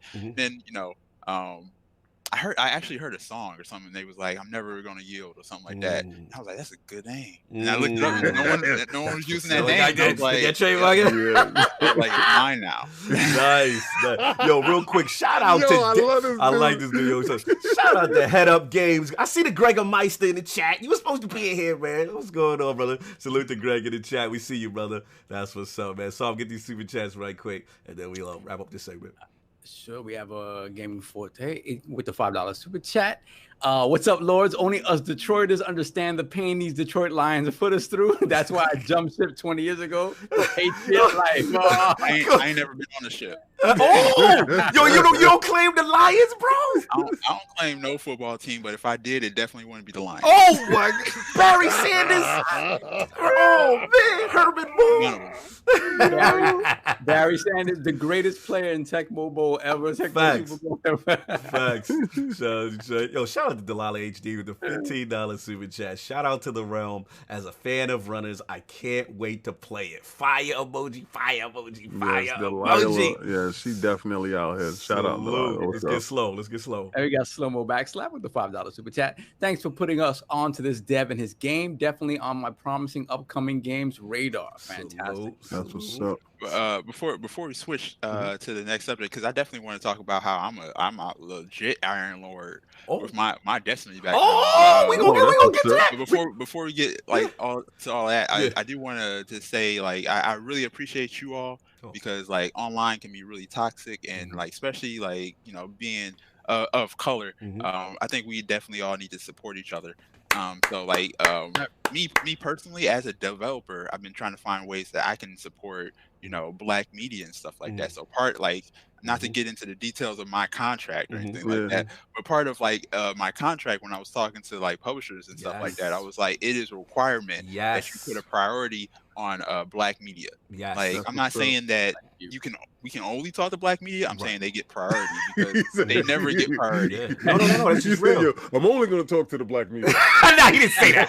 He didn't say. Are they Black? You're stupid. I wouldn't even be mad if somebody did do that. No, but Neil, I'm just joking. Don't follow me down that rabbit hole. I'm glad you mentioned that. Cause shout out to Gregor in the chat who's apologizing. He had daylight saving times. He's a publisher. Shout out to Dead Out Games, Head Up Games. That was brought to my attention. I wasn't going to mention. I'm glad you mentioned it because Neil, that was brought to my attention, and I said, man, that is so cool. You know what I'm saying? Because at the end of the day, he's like, look, I get it. This is my game. We got to promote it. But I also want to make sure you guys are cognizant that a Black media outlet or a Black podcast or a website, has it. And when Gregor hit me up to say, yo, check this out, he specifically said that. And shout out to Greg because he's like, yo, Iron Law is one of the most positive movements I know. You guys, I feel, would be perfect. So from the heart, Gregor, like that's love. Neil, that's love. You know what I'm saying? And we got, like you said, we got to stick together. We got to support each other. All this tearing each other down, personal attacks. You see King shut that down in the beginning of the podcast. You know what I'm saying? It's about supporting each other because at the end of the day, we all love video games, man. This is what it's about. It's that excitement for a game. It's the cool new genre you're creating. You know what I'm saying? We got musical representation for the first time, and I'm very happy about it. And an art style that I love. So we gonna support, man. And like I said, salute to you for making that specific distinction. And again, can't give you enough kudos, brother. That is so dope. I appreciate it. So dope, bro. But let's get, before we get to super chats, we got the convention, we got that joint, we got Pixel Bit, and then we're gonna do the top 5 stuff. But soft catch up real quick. We got Smitty Smith with the super chat. Yes. Yo, mad respect for Neil. He is just keeping it a buck. Yes. Then we got Pixel Bit G with the $2 super chat. Cough, Bo Jackson, Cough, Tecmo. Yes, Bo Jackson is the actual GOAT in Tecmo. Oh, facts. But I didn't run with him. I ran with Barry Sanders. I was with Bo Jackson. I was acting fool. Jeff don't like me for that. Lord High definitely don't like me. No. Shout out to Greg. He said that saved my evening, man. Yo, you already know. Salute. You know how to rap, man. That's what's up. We caught up, bro? Yes, sir. All right, cool. So let's ask the question we ask all the guests in the realm. Lord Neil, you're on the hot seat now. You know what I'm saying? So I think I know one of them, but I need those top 5 video games or franchises of all time for Lord Neil. Oh, that's easy. Okay. Let's get it. If you don't got one game in there, we're gonna have an issue. No, I already know that game was there. No. I don't even know that game gonna be in there. Wow, it's on your Twitter, sir. Yeah. Let's go. Let's go. I thought you meant Destiny. No. I ain't gonna hold you that. But yeah. No More Heroes. People always ask me about No More Heroes, and I say because if you play that game, he doesn't care. Like Yeah. he clearly did not care what nobody thought about the game, and it's amazing. Yeah. There's no other game where you play it and you can feel the like not giving a Yeah. but yeah, No More Heroes. I would say Inside. Oh, Okay. All right. Let's go. fire. Last of Us. Oh yes. Which one? The one. Oh, one. You didn't like part 2? I like part 2, but part 2 was one of those types of games. Like it was like one of those movies where after you watch it once, you good. Like Fruitvale Station. I'm never gonna watch that movie again. I like that movie though. Yeah. I feel you. Yeah, it's some stuff in there that I can't go back to. Yeah, because it wasn't my story; it was her story. And, you know, that's what threw me off. And but you know, it's definitely dope game. But number 3 will probably be. Did I say 3? We got we No More Heroes. Okay, we got No More Heroes. Inside. Last of Us. The DLC for Black Flag. Freedom Cry. Wale. Yeah. That was dope. Yes. And then like my number 5 always switches up depending on what I'm playing. Probably just like I would probably just say some random Sony exclusive. But you know, I'll probably put like a Smash Brothers there. That's how I'm feeling today. That's how you feeling right now. Okay.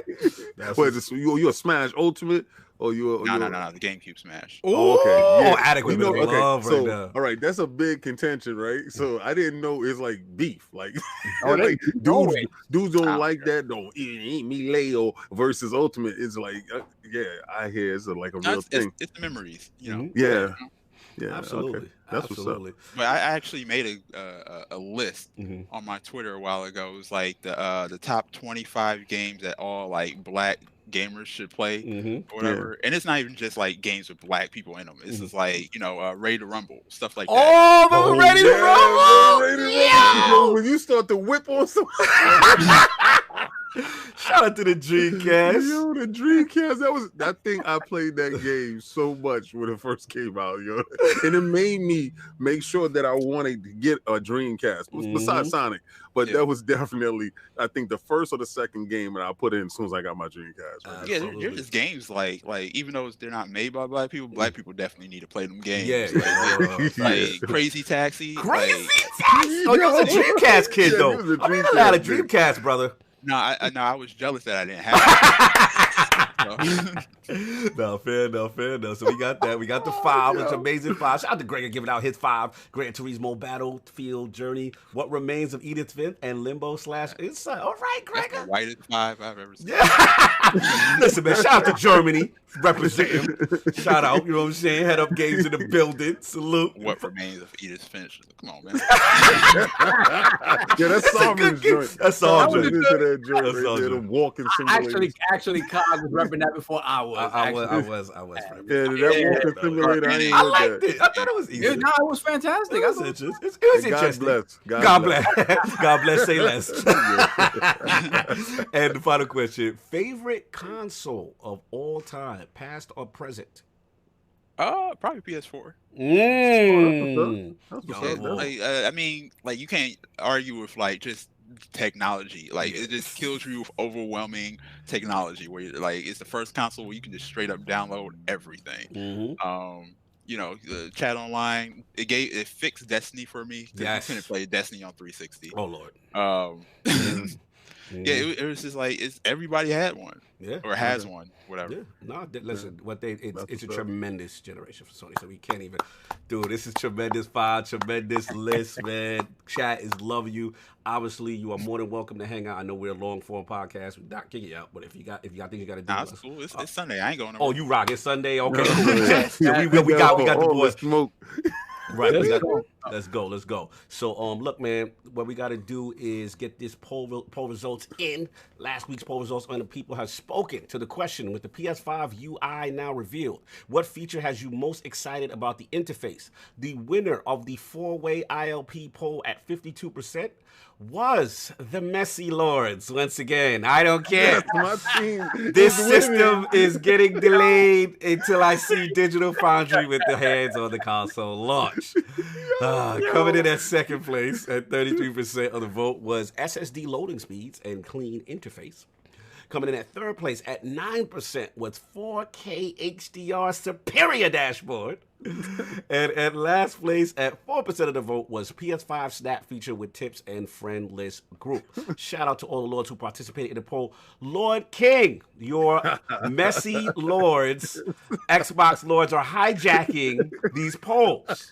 What are your thoughts, sir? My team rules. That's what I say. But yo, shout out to John Lennon. Yo, John, I feel your pain right now with the fact that you got to review trailers. Yeah. You got to look at trailers and you got to go through trailers and figure out what they're doing, because they don't want to tell the truth and Shane the Devil and slide you a development kit system. They don't want to send you what's going on because they don't want the world to know the truth. Oh my God. They don't want the world to know the truth. You don't want me to shine your vocals after mine. I understand exactly what's going on, John, because they know what happened last time when you had the truth over there. So don't worry.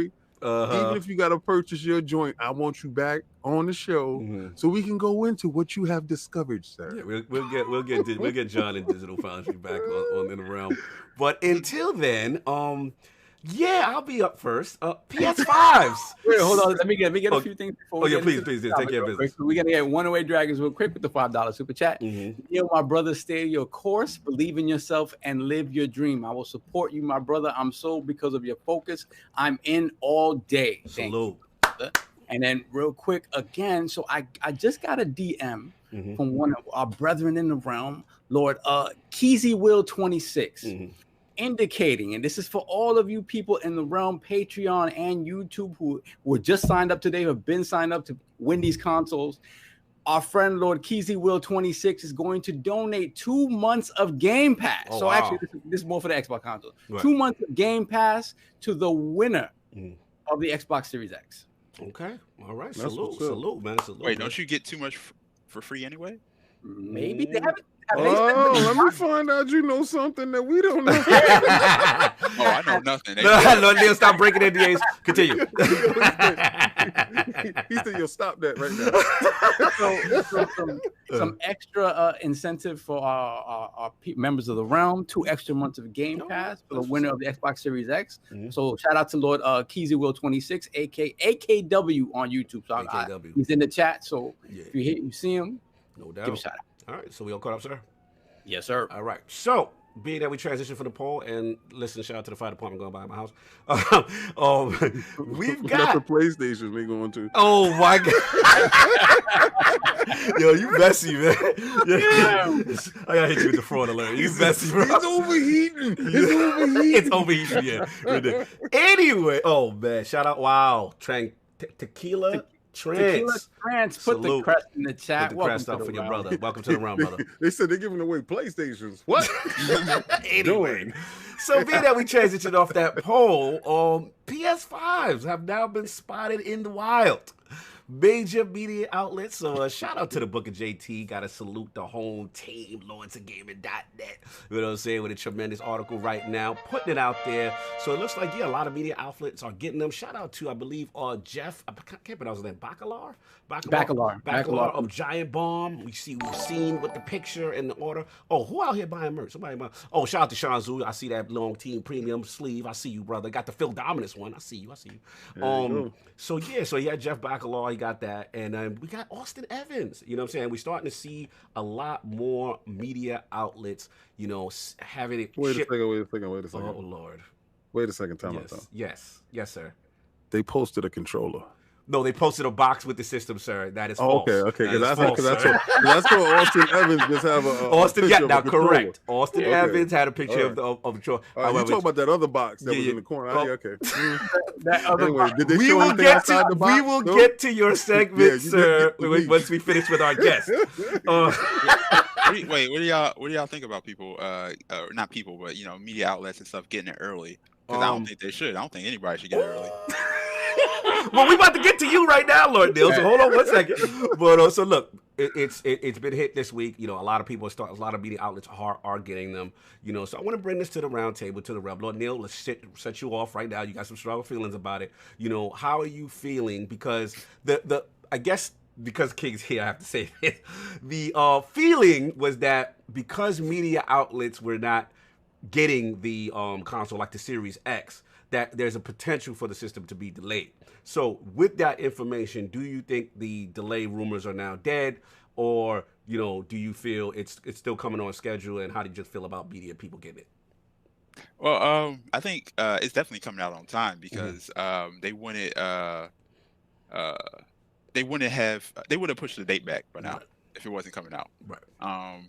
Not like 2 or 3 weeks left. Yeah, it's definitely coming out. But media outlets, I get it for games because day one they want people to see those reviews. Right. But for specifically consoles, I never understood it, especially with after the PS4, everything's sold out. So what's the purpose of seeing a review early for a console that you can't buy? So you don't want the little heads up on the UI. You don't want no technical comparisons. You don't want none of that. I mean, maybe some people do. I don't watch that kind of stuff. You busy making the game. I mean, even as a gamer, I'm like, I mean, that's cool, but like, it kind of like shows a little elitism. Oh, okay. Of the big media companies and right. Like, oh, we got it. Right. And you don't, yeah. Now, I feel you. Let me flip it on you though. What about to other? Let's say Sony started giving them to other YouTube content creators. Would you be okay? I'm saying nobody. No. Oh, so wait, you want nobody? So wait, what's your reasoning behind no one should get it? Fairness. He said it, yeah. Like, because honestly, it's the only way to be fair. Because if nobody gets it, then it's completely fair. If you pre-ordered it, you get it. If you didn't pre-order it, you don't get it. Even with media outlets. Interesting take. But there's always going to be bias. There's always going to be some media outlets that get preference. I don't want to put no names out there, but if we don't get you in trouble. It's like 8. I'll do that. Don't worry about that. The kid got your back. Don't worry about it. Another place only gets like 2 copies of it. We playing favorites. No matter how you flip it. I feel where you're going now. Your whole thing is okay. I got you. I understand perspective a little better now. Lord Soft, what do you feel, sir? The PS5's in the wild. It's delayed. It's official now. What are we doing? Well, it better not be, because whoever has those preview units is going to getting knocks on their door. People wearing these. That's right. The Gators is coming through. The Gators. I mean, look, I'm glad they're out there. It's funny because I've never heard Neil's take on it, and because you're so used to seeing, look, the press is going to get it early. They're the ones that are going to tell us about how this stuff works, this, that, and the other. But it's interesting to hear Neil's point, because especially in a world now where the playing field in terms of coverage it's been somewhat evened out, just because the power of the YouTuber and the power of the actual games journalist is kind of that's a little lopsided now. Right. Like the influencer and the gaming YouTuber in a lot of ways has a lot more clout than with the general public, right, than the actual the journalist. So it's an interesting take. I'd like to have somebody tell me kind of how stuff works, although at the end of the day, once I get it in my house, I'm going to make my own decisions. Right. But you like to have an idea, and for us, it's good because there's smoke to be had, right? There's talking points to be had. Yeah. That's all I'm here for. Yes, we know. You know what I mean? So I'm glad they have it. Let's see what it is. It's kind of funny to me that Digital Foundry doesn't have it, but I guess they indicated that nobody in Europe had them yet either. But didn't Tom? So yeah, but that's the thing. Again, going back to Neil's point, like Tom Warren has it. Actually, the point was The Verge has it. Right. It's not. It didn't specifically indicate Tom Warren had it, right. But whatever the case may be, I'm just glad that it's out there. They're going to talk about it. Digital Foundry eventually will get it and break it down. when other outlets get it, when Greg Miller gets it, when they're kind of funny. When that happens, it's like, okay, yeah, I knew you were gonna get it, but whatever. It's not fair. It's the rich stay rich mentality, where like just because you have so many followers, you get more because you got early access to it. Or somebody who's just starting off and who wants to build that, like they're set up for failure. I feel. Yeah, I was listening to. I forgot the podcast it was, but they had a guest on who was specifically talking about the fact that with the Xbox Series X, it's like, okay, it went out in waves, right? And the first wave, they specifically mentioned the first wave went out to certain people, right? And this person specifically pointed out, I was like, why isn't it getting into the hands of minority content creators? Why are they left? Why are they not in that first wave? Why is this how things are done, right?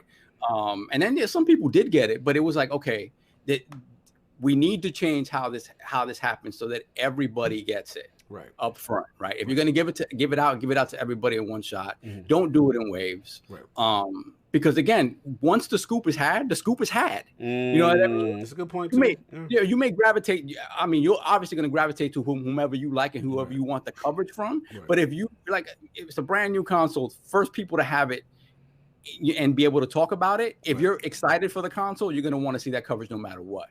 So it's not fair in that regard. It's absolutely not fair in that regard. So these are some valid points. You guys are opening my eyes to some things. I definitely hear where you're coming from. Let's get the super chats and then we get King. What did I miss here? All right, so we got the Wise Old Gamer, right? We got the Wise Old Gamer with the $5 super chat. I'm gonna donate Shadow Complex and Afro Samurai 2 to the winner of the PS5. Oh snap! That's right, you can't play it. Never mind. Yo, and I love Afro Samurai, man. So stop. I'm dead serious. I really do. That is one of the best animation movies with music. Oh, the Riz is crazy. The Riz lit. Then we have Vincent Brazil with the $20 super chat. Love you guys podcast. Never get to catch you live. Just wanted to show my support. Yo, salute, bro. Oh, thank you, brother. Shout out to Delilah. She really agrees with Neil. As far as not having people get those, consoles. She said it kills the unpack and on an open experience. And no, I definitely hear where you're coming from. Definitely opening my eyes. So, Lord King, you have been one of the proponents of this system being delayed. I still stand on that square. Oh, you still riding with this. I still don't believe it's time. How are you doing this time? There you go. Neil is learning. Time. That's what's up, Neil. He don't want it to be delayed. But this is it's gonna change to how I'm going to say it. All right. It's not going to be in an abundance how they would want it to be. I don't think they have the stock. So it's going to be a launch for launch sake. Okay. Like the save face type of thing. Like I showed up at the party, right? I'm here. I was here even though this is what we doing now, King. This is what we only doing. Stood for 15 minutes. This is what we doing, King. This is what we doing. Yeah, this is what we doing. We're gonna do it just like this. We doing it just like this. Man, we're gonna do it just like this. Man. All those pre-orders being canceled and all that stuff that's going down, and people trying to figure out, am I safe? Literally looking at their emails every day. Did Sony not choose me? Am I not worthy? God, like, am I not worthy to hold the hammer?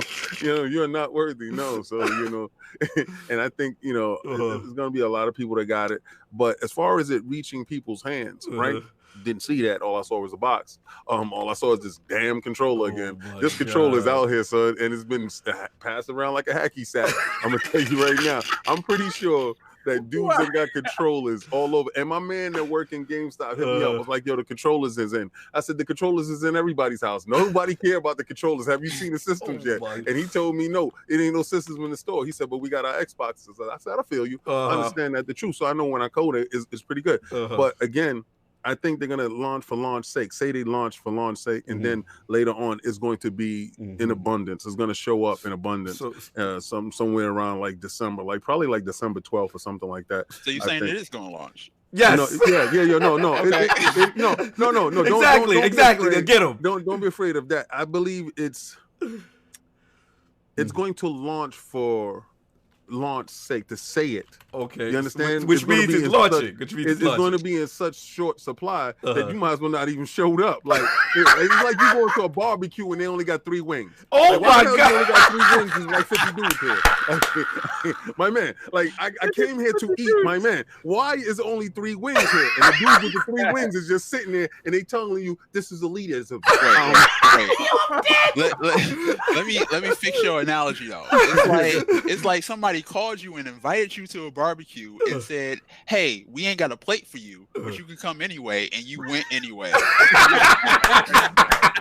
Exactly. They telling you before the barbecue, yo, we ain't got no room for you. Exactly. But all these people, anybody who got the RSVP, y'all can eat. Y'all good. But you know, it's good. Okay, so after seeing the UI and after hearing that is in people's hands, I'm like, okay, good, fantastic. This is what we wanted to see. Facts. I know that they're trying to control the narrative as much as possible. The only way you do that is when you're in a position of weakness and you're not trying to show your weakness until actual launch. Look at that. Your dealer just rubbing his head like, what did I get? Now you know what we deal with. Exactly. Well, I mean, okay, so all right, so you know what it is, you know, they are not the most powerful console. They're weaker, right? So who cares? No, I do. So I mean, because it's just the talking point for smoke, right? So, Neil, it's about the smoke. Okay, so, I'm about smoke, right? So because they cared when they had the power, right? When that Xbox was 900p and they was walking around, we're 1080p. Remember resolution gate? Not today. It's over. So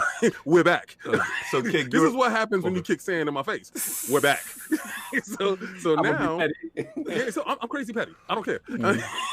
You know how when you said that this is my last game, I don't care. I'm crazy petty. Hey. All right, okay. So all right. So we're at this point right now where, and this is where the profit of Xbox comes in, right? We're at this point right now, Xbox Nation. And this is what I'm talking, Xbox Nation. We're at this point right now where we're taking anything that we could use against them in the coming wars, right? So, but I do honestly believe though that they're going to release in low quantities and then ramp it up as much as possible. Try to get it to those outlets. Once they get that pipe stream in, they can just keep funneling them in as they get them made, you know? So I think there was problems with the yield and stuff, and I think all that stuff was true. Yeah, I really do, because with the smoke, there's definitely fire. Oh, it's a PlayStation. Oh God, yeah, man. This man is messy. Continue. But at the same time, I do believe that it was stuff going on that hampered them at some point, and they're going to get to the point where they want to release that. Does it work for them? I don't care. But I do like the fact that people are getting them and they can review them, because it starts to turn into an even playing field. Instead of hearing all this Xbox news where everybody has one there and everybody houses and people with angst. I got 4 PlayStations on pre-order. I feel you. I'm pretty scared for 3 of them. I'm pretty terrified for 3 of them. All right. So, but one, you got 4. What happened to them releasing in a limited quantity? How do you get? Nah, quiet, Neil. You're asking too many questions. Look, man, let me jump in real quick. But look, I mean, for me, this definitely kills the narrative that this system is going to be delayed. I believe that it is here. I mean, to King's point, he may be on to something as far as limited stock or quantity. I'll give him that. I mean, he may be on to something with that. But I feel like, honestly, it's coming out when the major media guys have it. You know, to me, it's just about transparency. That's all I care. You know, it exists. It's coming. You know, I personally like, not that I need a media influencer to justify my purchase, but there are some people's opinion I respect. Like Digital Foundry, I respect their technical prowess when it comes to stuff. So when it comes to UI or when it comes to any type of graphical fidelity things, if they got their hands, I look for that stuff. But to Neil's point, I do hear what he's saying in reference to an even playing field, a fair playing field, and the rich getting richer, so to speak. Because at the end of the day, it would be cool to have influencers who is not just... Well, send it to me. Yeah, it's fine if they get it to you. I get it. You know what? because I'm an Xbox supporter. So Sony, if you really want me to turn to your side, maybe send in Demon Souls and that, because I'm never buying Demon Souls. Just send a PlayStation my way, and maybe I can give you a good review. Maybe you get you. Okay, thank you, sir, for your. I do think Digital Foundry, like, if we're gonna give it to anybody, they should be the only ones to get it, because they're like Ireland. Yes. Like, for everybody, where no one has an issue with them.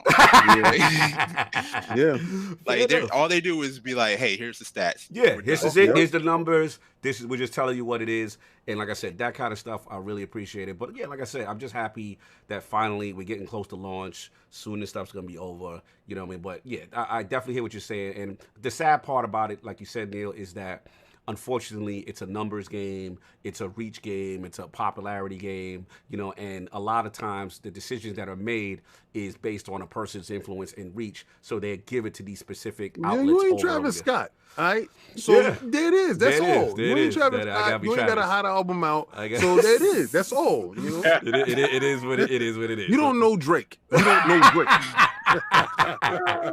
It is what it is. Let's get the super chats and then move on to the next topic. We got Eagles fan 76 with the $5 super chat. Well, what with the hate for DF? They were great when they trashed the Xbox One, but since Xbox proved their engineering to Digital Foundry with the One X and the Xbox Series X, they're biased.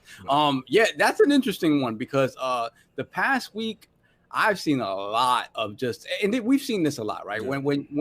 When the console ponies or the bots are out there and they don't like what Digital Foundry says about their specific piece of plastic, all of a sudden they're biased, and that's always going to continue to be the case, even if, like Neil said, they're Ireland, which they are. What I didn't like seeing this week, in the past couple of weeks in particular, is the responses that people are having to things that are being said by particularly John. Yeah, I don't like what's going on with you. I don't like what's going on. Like, you guys obviously see that John is a person who is so passionate about what he does. He takes it very seriously. And because he's on social media, he cares what the fans think. Right. And, you know, when you see that a person is being affected by absolute negativity, if you're that person who continues to sort of fan that fire, it's disgusting to me. It's disgusting to me. And shout out to everybody who came out in John's defense to sort of and to let him know, you know what, you need to walk away from it. Yeah, you need to walk away from it, because the fact of the matter is that it's social media. It's unfortunate, but you can't get past it without just ignoring it. It is the way it is. It is super unfortunate, but guys, like, this is ridiculous. These are the guys that tell you how it is, flat out. No bias. They tell you what's what, how it works, and they're gonna tell you which one works better, right? And you may be salty about what they say. The fact of the matter is, man, both of these machines are gonna be out there. Both of these machines are gonna do great things. Just leave it at that. It's the personal stuff. All that personal attack, attacking people's mental issues and all that over a console. That's whack to me, bro. It's just whack. Like, you look like a cornball. There's nothing respectful about it. I can't co-sign that. You know what I'm saying? And at the end of the day, just because the resolution ain't go your way, or the ray tracing wasn't, you know, up to what you thought it was going to be versus something else and all this other stuff, let's stop, man. At the end of the day, this is video games. It's gaming. We're supposed to be unified for it. It's really disgusting. Once you take it personal, you're already on some other lane that nobody's respecting. So that's the end of that. But let's get the super chat and then we'll move on, bro. And we have Bounty Boom with the $10 super chat. I agree with you, but I disagree, because what if everybody getting their system and something is wrong with it, and we already paid and we're not going to get it? Yeah, I feel that. That can happen either way. No, but I feel that. I mean, warranty. Ever since, I mean, look, launch consoles is, you know, that's you jumping into crazy territory. Yeah, where's my fire extinguisher? Hold on. Let me get Deuteronomy right quick. Because I see he said John continually to participate in the effery, he gets no love. No, first of all, someone's jumping on his timeline to be disrespectful and personal. That's different. Ain't about no love for no console. It ain't that serious. So if you in that mindset where it's that serious, where you got to attack somebody personally, that's on you. You know what I'm saying? And at the same time, these are public figures. You don't realize it's like a celebrity. Do you imagine how much tweets and stuff people get just on sheer volume alone based on their stature? That's unlike a regular inbox or a regular social media profile. You know what I'm saying? It's a public figure. So that's where it's different. Again, out of your feelings with that. That cannot support that. I'm sorry. He's a real cool dude. Like, he's the bestest dude. And I'm not, listen, here's the thing. I don't even want to say because, he was old. He was on Lord shows. So y'all copy. I don't care who it is. I don't care if it's anybody. They're doing a service that we are looking for information on. We're clicking their channel. You're on his timeline. So if you don't like it, get off his timeline, right? Yeah, it's just as simple as that. He's telling you that it's hurtful to him. He's like, it's bothering me, y'all. He's being more honest than a lot of people are. He's saying, listen, guys, this is messing me up because I care so much that I can't even pull myself away because, hey, this is my job. Hey, this is probably, if there's ever a time where I have more work than I ever have, it's at the launch of a console cycle, right? Like, dude, you can't. I'm sorry. I can't jack that. Like, I can't co-sign any personal attacks. We talked about that personal attacking people and goofy stuff like that. We're not doing that. This is plastic. Y'all look crazy. This is literally plastic. I mean, and it shows weakness on your part if you can only support one ecosystem. And you're betting. It's like, why would I go to a YouTube channel or someone I don't like? Right? If you don't like, I did not like when every time I went there, Xbox was 900p. We had to eat that, right? I had to eat that bagel. It is what it was. Disgusting. They weren't lying, everything they weren't lying. And I had it, and it was disgusting. So of course, it's right. Sometimes you're gonna hear something that is hurtful to you, I guess. But here's the thing: even if you disagree or you feel that person's biased, why are you showing up every week? You know why they're showing up? They're showing up because some people like to hurt. That's exactly. There's something wrong with you. You keep going to watch something that you don't like. Like, it's crazy. I love their breakdowns. I love when he do retro stuff. I love anybody that does stuff with passion. Okay, not bad stuff, but good stuff. And when he does his retro stuff with passion, that man is so in tune with what he's doing. Like we talked about certain things about what was that, the super graphics. Only me and him facts. Can have a conversation about a piece of technology that he's seen twice and that he got his hands on. The guy really cares. If you're bothering him online, stop. Right. What type of keyboard warrior are you? What type of weird feeling that you're getting out of demeaning somebody online for doing their job? It's kind of disgusting. And I didn't say it because I don't be into that toxic stuff. I try to stay away from that stuff. But now when y'all said it, I went on the timeline. I looked at it. I was like, this is really messed up. Yeah, it's crazy. terrible. It's crazy.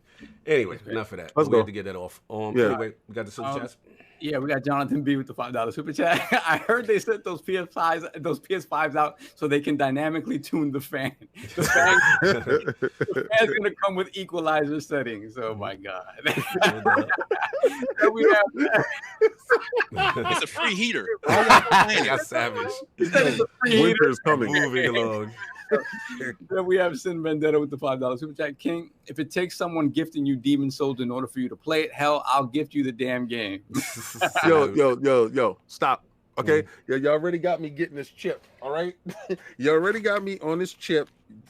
If y'all don't know, if y'all didn't see me put this up, yes, I got to take this chip. I got to eat this chip. Shout out to Will Me Hood. All right. I already got a tattoo on my chest. And now this man done got me with this picante, this right here. So listen, I'm going to tell y'all right now, stop. All right. Stop having me play games I don't want to play. And I'm checking my DMs and I got a game in there I don't want to play. I don't like Demon Souls. I'll take it. Neil will take it. What else you got, Sauce? That we have Shroom Kingdom with the $5 super chat. How great would it be if Sony sent King the now canceled PS5 with the built-in card reader? Canceled it. Continue. It was like, what the hell are these guys talking about? All right, Neil, I said that the PlayStation 5 gonna come out with a card swipe. You know how when you go to the store to swipe your card? Yeah, you see how out of control he is? Yeah, it's ridiculous. What else we got? All right, then we have Gerald back with the $5 super chat. How do game nerds turn gangsters? Facts. Stop. Exactly. Stop it. Keyboard clowning. Stop it. Yeah, facts. Then we have J-Dub is a shill with the $10 super chat. Man, nothing but weirdos messing with John. Damn, it jumped me. It's those dudes in the basement with dirty ceiling tiles, empty boxes of pizza rolls, and unmade beds. DF is a solid source. Salute, yes, salute. That's true. Salute to them brothers doing their thing, man. But yeah, we're gonna move on. Get this going. I believe, oh yes, Lord King. I'll frame it for him. PS5 dynamic cooling. So yeah, it looks like there was obviously the teardown video that went down. I forget the gentleman's name. Who he's one of the Sony reps, one of the technological engineer reps. You know, engineer director, and he basically, I guess, you're talking about how cooling was an important part of design for the PlayStation 5. So yeah, there's this new interview out. They talked about 3 additional temperature sensors that were placed on the console's main board, allowing Sony to optimize fan speed based on gathering temperature data from gamers. And he said, in the King's laughing. I don't know why he's laughing. I don't know why King's laughing. In the future, various games will appear, and APU behavior data for each game will be collected.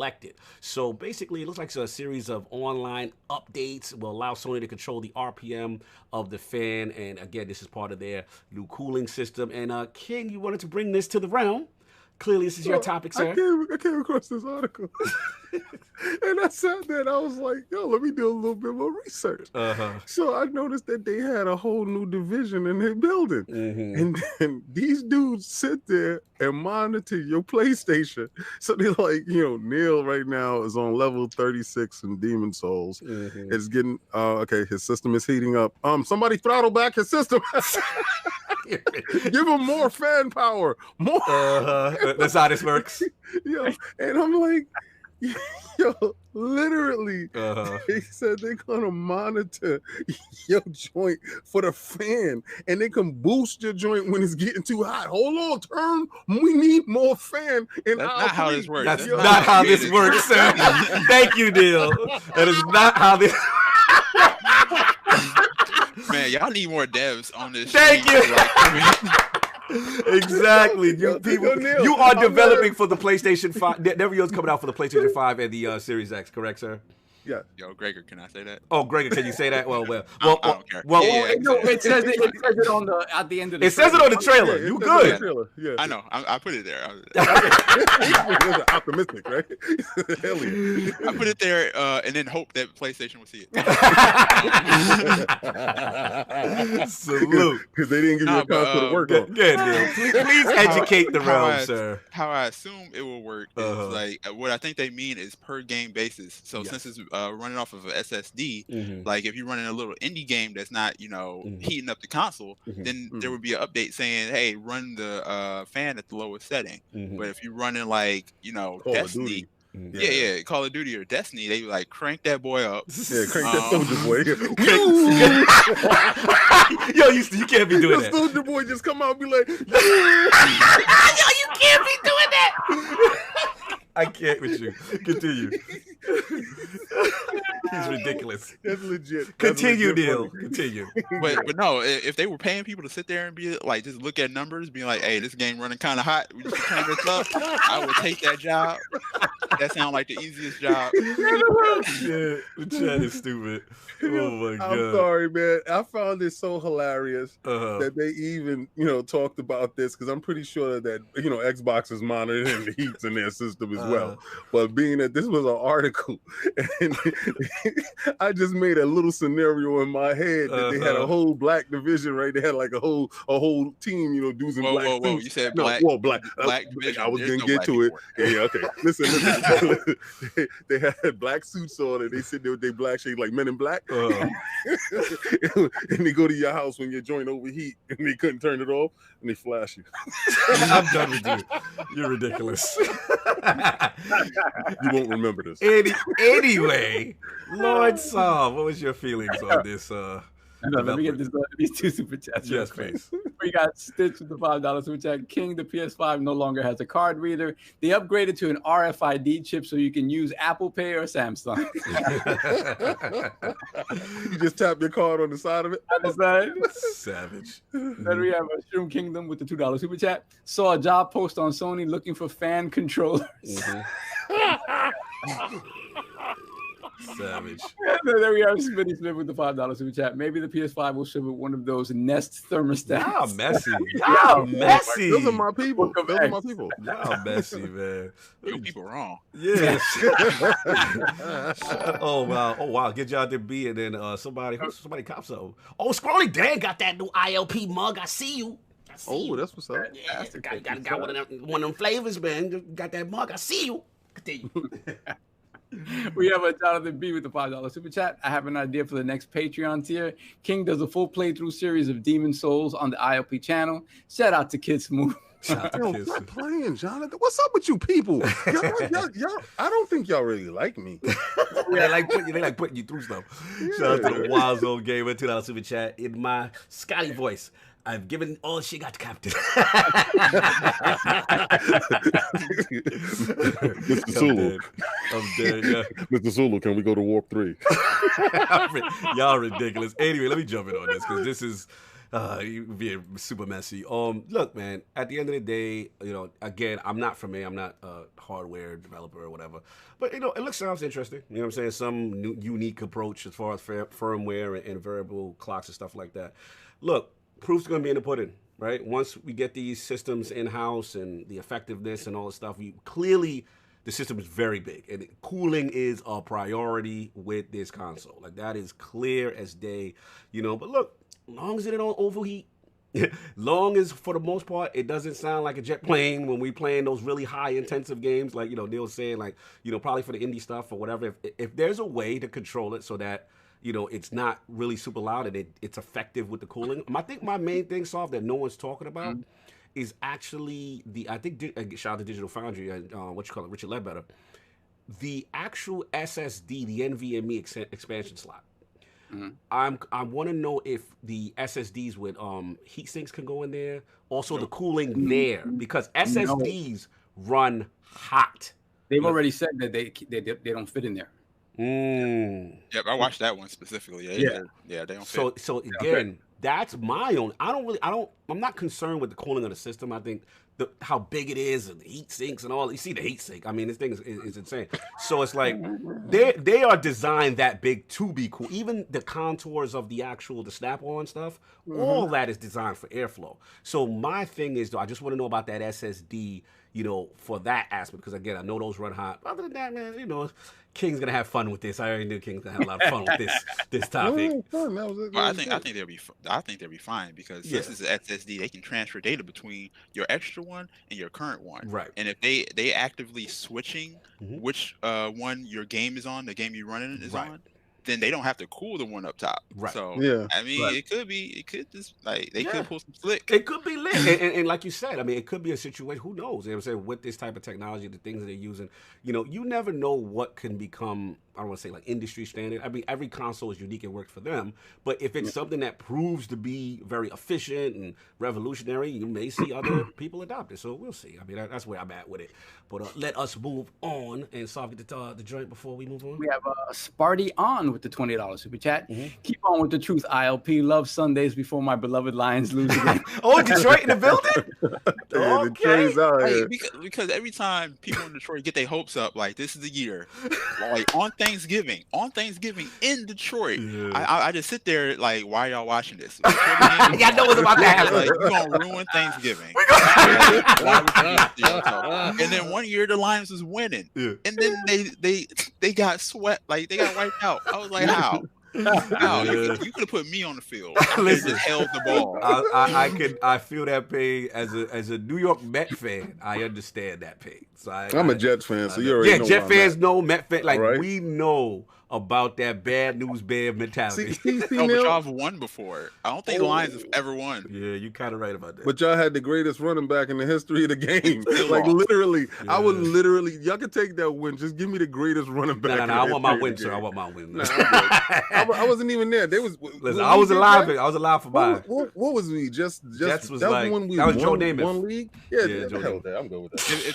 If the Lions never win, it won't even be exciting because it'd be like a 20-year-old graduating from middle school. Oh my god, that's a lot of pain. You'd be like, this is what you should have been doing. The disrespect. So we all caught up, sir. Y'all gonna ruin Thanksgiving again. So we all caught up, sir. Yeah, we're caught up. All right, let's move on. This is your topic, sir. What is going on with launches, man? Yeah, so the Xbox Series X launches on November 10th. And Microsoft has pretty much announced from all facets of the Microsoft ecosystem, whether it be overseas or here in the States, that there is going to be some sort of kind of launch, virtual or launch event on the 9th. So my question to you guys is, right, what do you think this sort of launch event consists of, right? Is it just sort of like a kind of like a state of play type thing for Xbox, you know, like they do where they talk about the launch games and things, that, and the other? Or do they use it as an opportunity to show off that one more thing that we've been waiting for? That thing that, since we know we don't have that big banger from Xbox at the launch of the Series X, do they show us what the initiative is working on? Do they show us a little bit? Do they show us Hellblade in-game or something like that to really get those last minute, you know, you'd be surprised how often one game convinces a person to go buy a console, right? Do you think we get some sort of reveal like that on the 9th? That's meant to sort of push people kind of over the edge and have them stand outside in front of the store the next day to try to get a console. Fair enough. Let's get Lord Neil in there, man. This worldwide launch that's being hinted, what do you feel? Do you think Xbox has any more surprises up their sleeves? I don't think so. Nope. I don't know. Like, what they gonna tell you to go buy a console that's sold out? I don't understand this. Like, well, there was actually a lot of talk about how on day one they're not saying it, but day one they have a decent allotment for people going in to buy. I don't know numbers, but we've kind of heard from people that are in retail saying that, yeah, we have allotment. It may not be a lot, but if you're out there early, you may be able to get one if you haven't pre-ordered, which I did not expect at all for this sort of round. That sounds dangerous to me. It kind of does sound dangerous. I don't want to be standing online anywhere. Not what I want to be doing. No. Okay, so you finish? No. Yeah, so I mean, just deal in general. So pretty much you're just like, you're not really anticipating anything crazy. Yeah. I hope they got. I mean, they don't really need anything. Everybody's like kind of in their camps. They got their pre-orders in. If they want an Xbox, they want an Xbox. I don't think there's anything else they really need to do. Right. Lord King, what are you anticipating? Did Xbox buy New Zealand? What are you thinking, man? Oh no, that was a flight simulator that was showing you New Zealand in that altitude and all that stuff. Also, how can I put it without outing somebody? Okay, remember when Phil had on that shirt and it said everybody's wondering how him and Gabe was doing? Exclusive. Okay. So I may be wrong. I may be right. I think it has something to do with that because Gabe actually did something in New Zealand. So I think it has something to do with that. And the fact that it's going to launch in New Zealand first because of the time difference. Right. I believe they're going to have a big party. And the reason why they didn't do the second round, because everybody's like, oh, PlayStation has more, the reason why they didn't do second round of pre-orders was to have them available at store. Right. So when you go in day of, because a lot of people felt that they didn't get a chance or it wasn't fair for them to get a pre-order and stuff like that. So it takes away from the experience of actually going in the store day one, that line. I know during these times right now, it's a little bit harder as well, to be standing out online because we was not doing any social distancing at all when we was there, getting our pre-orders going. And I'm thinking back on it, I'm like, man, I could have just been COVID up, like the whole situation. I had no mask on. I'm about to fight a dude. It's kind of crazy. But they're going to have some day one when you go to the stores to pick them up. I believe PlayStation is going to have some as well, hopefully, when it comes to that. Hopefully, that's the situation. And they're trying to get back to that, point of purchase walking in. I believe GameStop plays a big role in that and the deal that their partnership that they have with them. I think more systems will be available at GameStop opposed to Best Buys or PC Riches or wherever else, electronic stores or Walmart. But I think GameStop will be a lot of guys' first choice. They should be their first choice, being the deal that they did make with GameStop. And I think GameStop will make sure that they service as much people as they possibly can. So it sounds like good stuff. I think they're gonna have something like for that last thing. They're gonna show a trailer probably for that for one of their games, because everybody's been asking for the initiative game. So they probably show a trailer for that or something. Yeah, I mean, it's interesting. You know, obviously we saw the tweets from the Xbox New Zealand account. I believe, obviously, with the time difference, they'll be ahead. So, you know, maybe they'll have something. You know, the vibe I'm getting, I don't know, so I'm getting more of like a fan fest celebratory vibe. You know what I mean? Yeah, did y'all do this fan fest trivia? No, it was a disaster. I didn't make it on time, but I heard it was a disaster. I tried. It was people. Travis Scott is gonna come out on stage, right?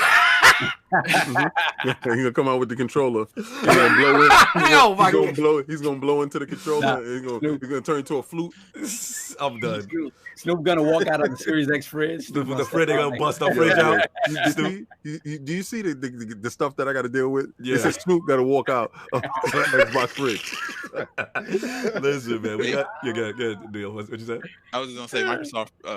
Like if they gonna do something like this, they probably brought another studio. That's the hope, right? So we see obviously the New Zealand joint. We see Xbox Mexico put a tweet out.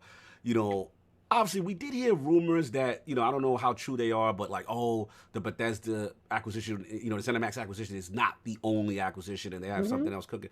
Who knows? I mean, I will say this though. I thought the ZeniMax acquisition, revealing that information the day before the pre-orders went on sale, was huge. I think that created a big hype and gave the base hope. And I think there were more people online than the hardcore Xbox community thought they would be when they went to go pre-order it. So, I mean, we'll see. You know, I love it to be a studio acquisition. At the end of the day, you know, just generating any type of buzz for the console, I think is cool. So let's just see. I don't know what's going on, but they definitely seem like they're cooking up something. It's a little steamy in here. Oh Lord! Here we go with the. You dropping that NDA exclusive? You dropping that exclusive? What up, Gabe? Listen, you talking some. Go ahead, Neil. I'm sorry. Oh, I was saying, I don't know why like the internet is cool with like Microsoft buying like ZeniMax, but they're not cool with console exclusives for one game. You know, it's funny. It's an interesting thing. I think that some people, you know, with exclusives, it's very important, right? And for whatever reason, there seems to be a disparity of who it's okay for and who is not okay for. Yeah. And at the end of the day, look, we come from that era. If a game is only over there or something, guess what? We're going to have to get it if we like that game. You know what I'm saying? Right. So I'm not limiting myself because, you know what I'm saying, I'm not complying like, oh, why is it on? Look, there's some things that I feel are extreme, but at the end of the day, you know, when Destiny or when Street Fighter was over there or PlayStation, you know, Final Fantasy 7 was over there on PlayStation, I got to get a PlayStation. That's just what it is. You know what I'm saying? I'm buying Spider-Man. Right. With Bethesda games, I have my Xbox, so I'm good. I'm not in these situations. I think the problem is a lot of the fanboys limit themselves, and they instead of being a gamer, right, you lock yourself into the one ecosystem, and now you get upset. Why are you pocket watching? That's what they can afford. They're betting on that horse. That's what I was gonna say. I actually agree with that because like they forget where the console wars started, where you could only afford one console. That's so, like that was your team, right? I get that, but back Jets all the way.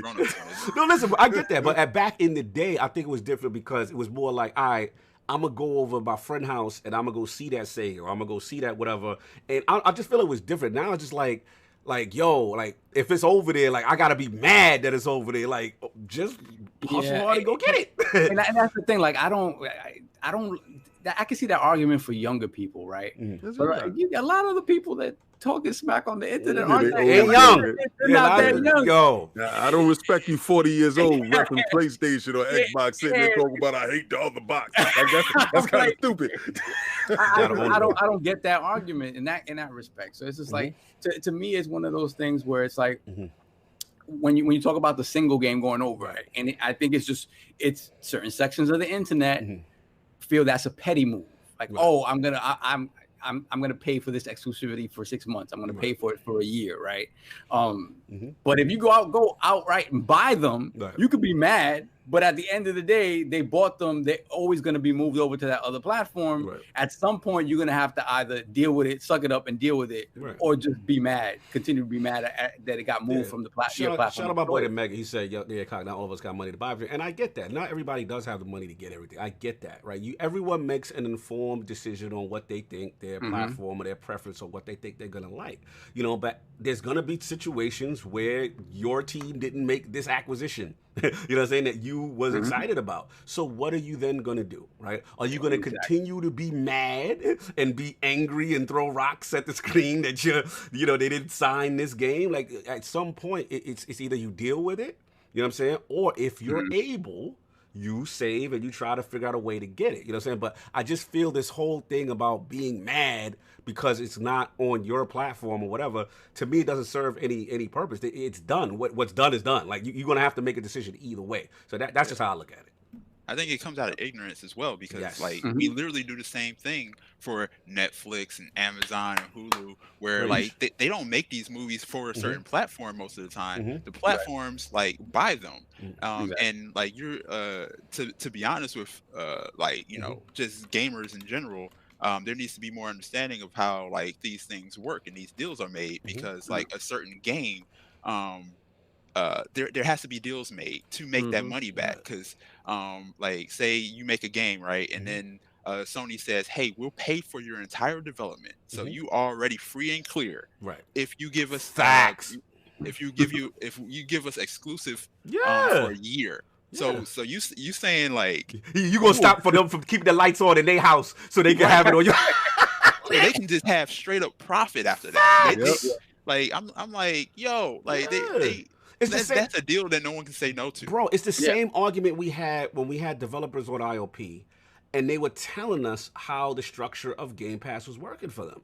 And they were literally saying, you know what I'm saying, look, we're getting that money. They basically Xbox gave them an estimate of what their projection would be, right? So it's like they're getting that up front, and it's such a financial ease, right, for these guys to say, okay, now I can breathe easy. We ain't got to rush. We ain't got to worry about when it's coming in. So it's like for us to tell the developer who needs to keep the lights on, yo, you don't need to take that bag because I need this on everything. Like, come on, we got to be realistic here. It's still a business. It's still making money here. That's the thing we got to think about. Go ahead, Saul, I'm sorry. Yeah, we don't do that to nobody else. We don't do that to rappers. We don't do that to movie makers. But for some reason, devs, we can't make money. Yeah, you can't make money now, man. I'm mad. You shouldn't be putting it on that platform. It'd be on my platform. Gamers are fickle and they're petty, man. When Xbox signed that deal for Rise, I always come back to this one, Rise of the Tomb Raider. They signed it for a year. And there you go. They signed it for a year, and then the vibe when the year was up and it was going to PlayStation, the vibe was like, F that game. Yeah. Yeah, I mean, that's stupid. Generally, I heard a lot of that. I'm like, are you kidding me? Are you serious that you're not going to play this game because you didn't get it a year ago? Right. I didn't really want. You didn't really want it then, because you could have just went out and brought a $200 Xbox and just play the game. It does, it's no barrier. I don't get the whole mentality to it, because these dudes really think. I think they really think I'm not buying a PlayStation. I haven't had PlayStation my whole life. I haven't been sleeping in front of stores before the PlayStation came out.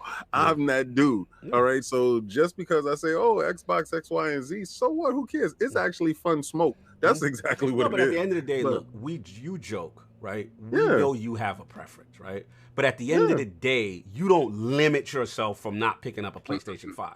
Yeah, you don't limit yourself, say, yo, I'm not going to get Miles Morales because pony this and pony that, right? And that's the thing. They don't remember the month that he was talking about Spider-Man every Sunday.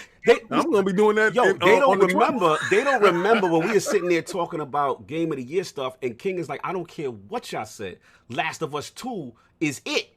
And this is why. And this is and he went in. I can't wait till we get to our ratings at the end of the year. We're gonna do that. They're gonna hate me again. Yeah, it's like, bro, because I don't care what comes out from now until then. Last of Us 2 is definitely gonna be it, because ain't no game made me cry and scared to pick up the controller. I paused the game so much because I didn't want to do a certain thing. And those are for the people that still haven't played the game. Better go play it. And I've never felt that level of emotion for a game. I've played the first one. I had emotion in that first one too. But that second one, it ripped my heart out and threw it on the table. And I was like, man. I know exactly the moment you're talking about. It happened to me too. Because when I threw that rope over that fence, I felt it. You are ridiculous. He's ridiculous. I love his message. I felt it. When you threw that rope, I was like, what rope? You know the power plug? Oh my God. Like it made me feel so dumb. I was just like, this is real life. Just throw it over the gate. Oh my God. Yo, shout out to Debo. Shout out to Debo. He said, I disagree with this statement, King. I think the Patreon tiers have caused you more pain than Last of Us. You didn't like that. Shout out to Debo. He definitely he ain't lying. That's all I got, man. But so I'll get these Jays and get up out of here, man. 8-hour tattoo. Yeah, Waterway Dragons with the $5 super chat. PS5 dynamic cooling, just like their dynamic 4K. PS4 Pro, LOL. Vapor cooling for the win. Facts. PS5 has a regular fan, so 1990s. Hey, yo, Peter, shut up. What Peter said? What he say? Peter, 420. Oh, 420. Yes, my man. He talk crazy sometimes. He be talking crazy. He talking crazy. Peter, shut up.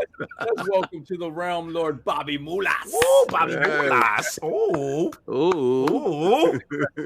Bobby Mulas. He got bad bread. Bobby Mulas. Lolas. Yeah, Lolas. What's up? I like that name. What's up? Then we have Stitch with the $5 super chat. Any thoughts on why you can link Steam and Xbox accounts? Surprise. Hey, Gabe. How you doing? Oh, my God. King, are you implying a potential I'm not implying foul anything. You didn't get nothing from me. And Xbox on to the next one. Who do we have? Yes, who do we have? That's Then we have Black Ronin with the $5 super chat. Game exclusives aren't an issue. It's content exclusives on third-party games. Yeah, this is that's the problem. This is what feels really petty, right? Yeah, that's petty. And I think people get over the fact that a game is exclusive at some point. The content stuff, yeah. If you put a gun in my head, I prefer the game be exclusive than the content of a third party. Yeah, I had to live with that death. No, you're fact, but when y'all had that gun for a whole year, or y'all had a Nightfall or something for a whole year, no, I feel some of it rubbed me the wrong extreme, way, man. But to Neil's point, dudes took the bag. It depends on how many zeros. Like, I feel like if we knew how many zeros, we would understand. No, you know what? I totally understand it from that point. The only reason why I didn't do it with Destiny, because Destiny is like a college course, and I was not going to go start all over again over there. I'm just not. That was not before cross save existed. It's the same thing they doing right now with this PC stuff. This dude over here, this dude is a PC dude right there, right? He went and he packed up his bags and he went over to PC and started all over again. All his raids, all this stuff. I don't want to hear nothing he's talking about. I'm not doing that, bro. I feel you. With that 60 frames, that wowed me. I was like, okay, this is what we're doing.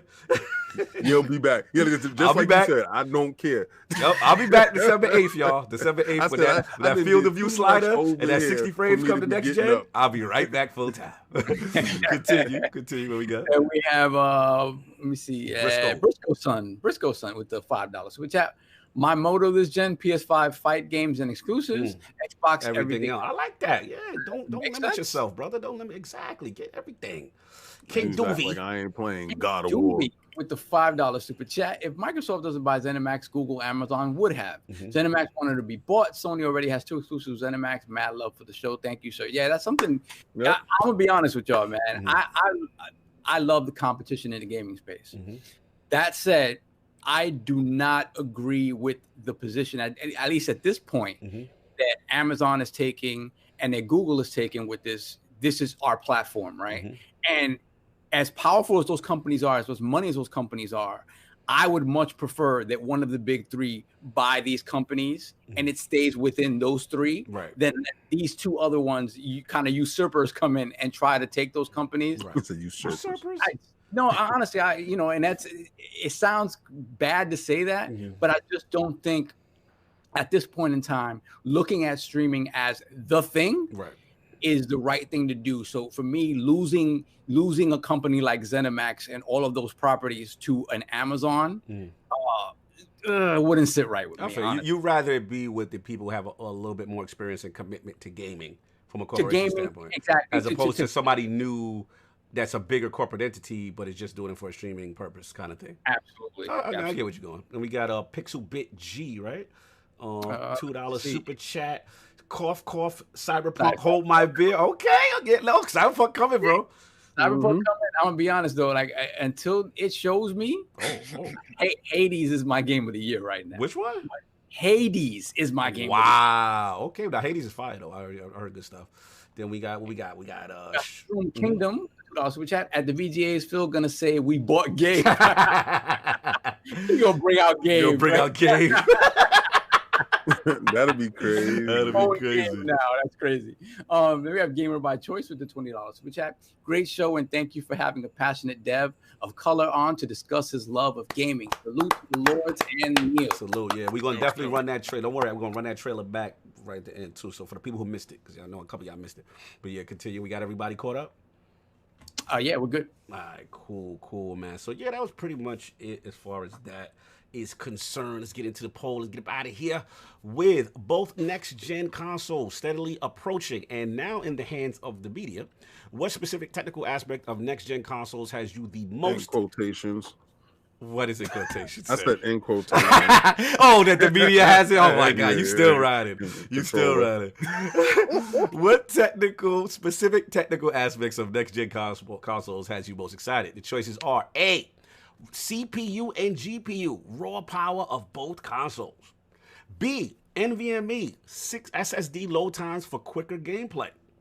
C, 60 frames per second performance mode and pushing up to 120. Yes. Or D, I don't care, too many people excited for paid remasters and back-compat launch games. Shout out to all those in the chat. Those will be the voices. Those will go up later on. I want to salute Lord Neil, but before we salute him, to everybody who missed the trailer, we're going to run it back right now, and we're going to give up a proper outro. So, again, check out my man and get that beat rocking. Turn up your radio. Turn it up. It's coming. I keep it going like, I keep it moving like, I keep it going like, I keep it going, they ain't bringing me down. I keep on flowing like I live in it now. Like a river, I've been driven in style. I'm running wild, now I'm on the way anyway, cause I took a different route. Say it loud, I say it proud, I'm never gonna quit. I'm too legit, need no assist, I'm always in a mix. Ain't never seen anything quite like this. In a league of my own, I'm one of a kind. I'll be in the zone, I'll be on the grind, now leave me alone. You wasting my time, the clock's ticking, I'm not slipping, I gotta get it. Every second, every minute, it's how I'm living. No ifs and buts about it, that's why I'm winning. Even when they got it, I see the river, ain't no limit to where I can take it. If you're thinking otherwise, then you're mistaken. Every barrier I'm breaking, you are now in the midst of a legend in the making.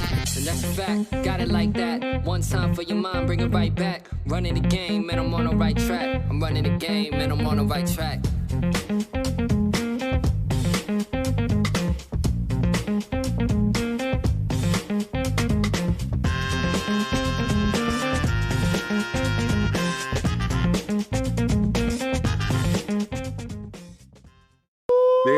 Was y'all knocking? It felt like we was always there. Woo! Was y'all knocking? You know what I'm saying? Put that fire in the chat. Put that fire emoji in there. Was you rocking? You just shoulder moving? Put that fire in the chat. Was you running? You know what I'm saying? That's what's up, man. Yo, shout out again, Lord Neil in the realm. And he's got an amazing Trials of Osiris Destiny story he has to tell us before he gets about it. Oh, yeah. Man, come on. So, like, that's why when I was like, oh, I'm going to be on that podcast, because, like, I was Destiny day one. Like, yes, I played it on my 360 and then switched over and had to run that whole demo back. How many times? Like, Destiny was nothing but that beta at first. But me and my fire team, who we wasn't even trying like that, but we waited for like Trials of Osiris to drop, right? So we kept like hopping out and then hopping back. Oh, by the way, I hate to like, interrupt you. They give you mad fire emojis for your trailer. Yeah, I appreciate the y'all. fire They on it emojis right now for Never Yield is. I just wanted to let you while you tell your Destiny story, but continue. I appreciate y'all. But yeah, we hopped into Trials of Osiris soon as it like dropped, you know, back in the day, back in my day. And me and my fire team, we ran clean sweep. Woo! Like Flawless. Flawless victory. The last game, like we played some real players, I guess. Yeah. Like They tried to stumble you. they almost swept us. There was like one node left, and then my boy, like he got pissed and he turned off his headset, and like I was like, oh god, and then he murdered the whole team. He hunkered down. He hunkered down. Yeah, he swept them so bad. Oh my god! When he get mad, he just like run through people. That's what's up. And then we we went and got the chest and got all the gear or whatever. And I'm checking online to see who else did it, and no one else did it for like a good hour. IGN didn't have it, nobody. And I was like, they're not tracking it. No one tracked it. So they didn't track it. You was literally the first guys that beat Trials of Osiris. We were the first ones. What? And this is on PS4. Yeah, it's on PS4. I hope somebody got that data. They can prove me right, because I'm sitting over here telling this story all the time with no proof. Oh, man, yo, let me reach out to Bungie, man. I'm gonna have to reach out to Bungie. We need them Trials of Osiris reparations. just look at the top 3. I'm in there. Yo, that's salute, and then I did brother. the same. We did the same thing with the other version. You know, Trials of the I Nine. forgot. Yeah, Trials of the Nine. Like me and the same crew, we was like, hey, let's try it again, and we swept it again. We not even good. Tony, black out. We're not even good. We got lucky. We got. Listen, bro, we believe Tony's you, mad. He's taking off his headset again. I just wanted my Iron Lord's credit. That's all. Listen, we had to get your story off, brother. Salute. Yo, salute to you, number one. Again, Aerial Knights, Never Yield, Neil Jones. Where can the fine people find you? And give us some more information about this game, release platforms. You know, shoot your shot, man. Yeah. So, like, if you like the game, if you like the music specifically, just come to my Twitter page. If you come to my Twitter page, you know, I post everything and everything. Like, if you like, What's that Twitter? What's that Twitter, brother? At Ariel_Knight, just like it's just my name. You can copy and paste the name from the title of this video and just put it into Google. I'm the first one to pop up. No. So just follow me. If you got any questions for me, just hit me up. I try to get back to everybody, but we come into the PlayStation 4 and 5, Xbox. You know, all the acronyms of that.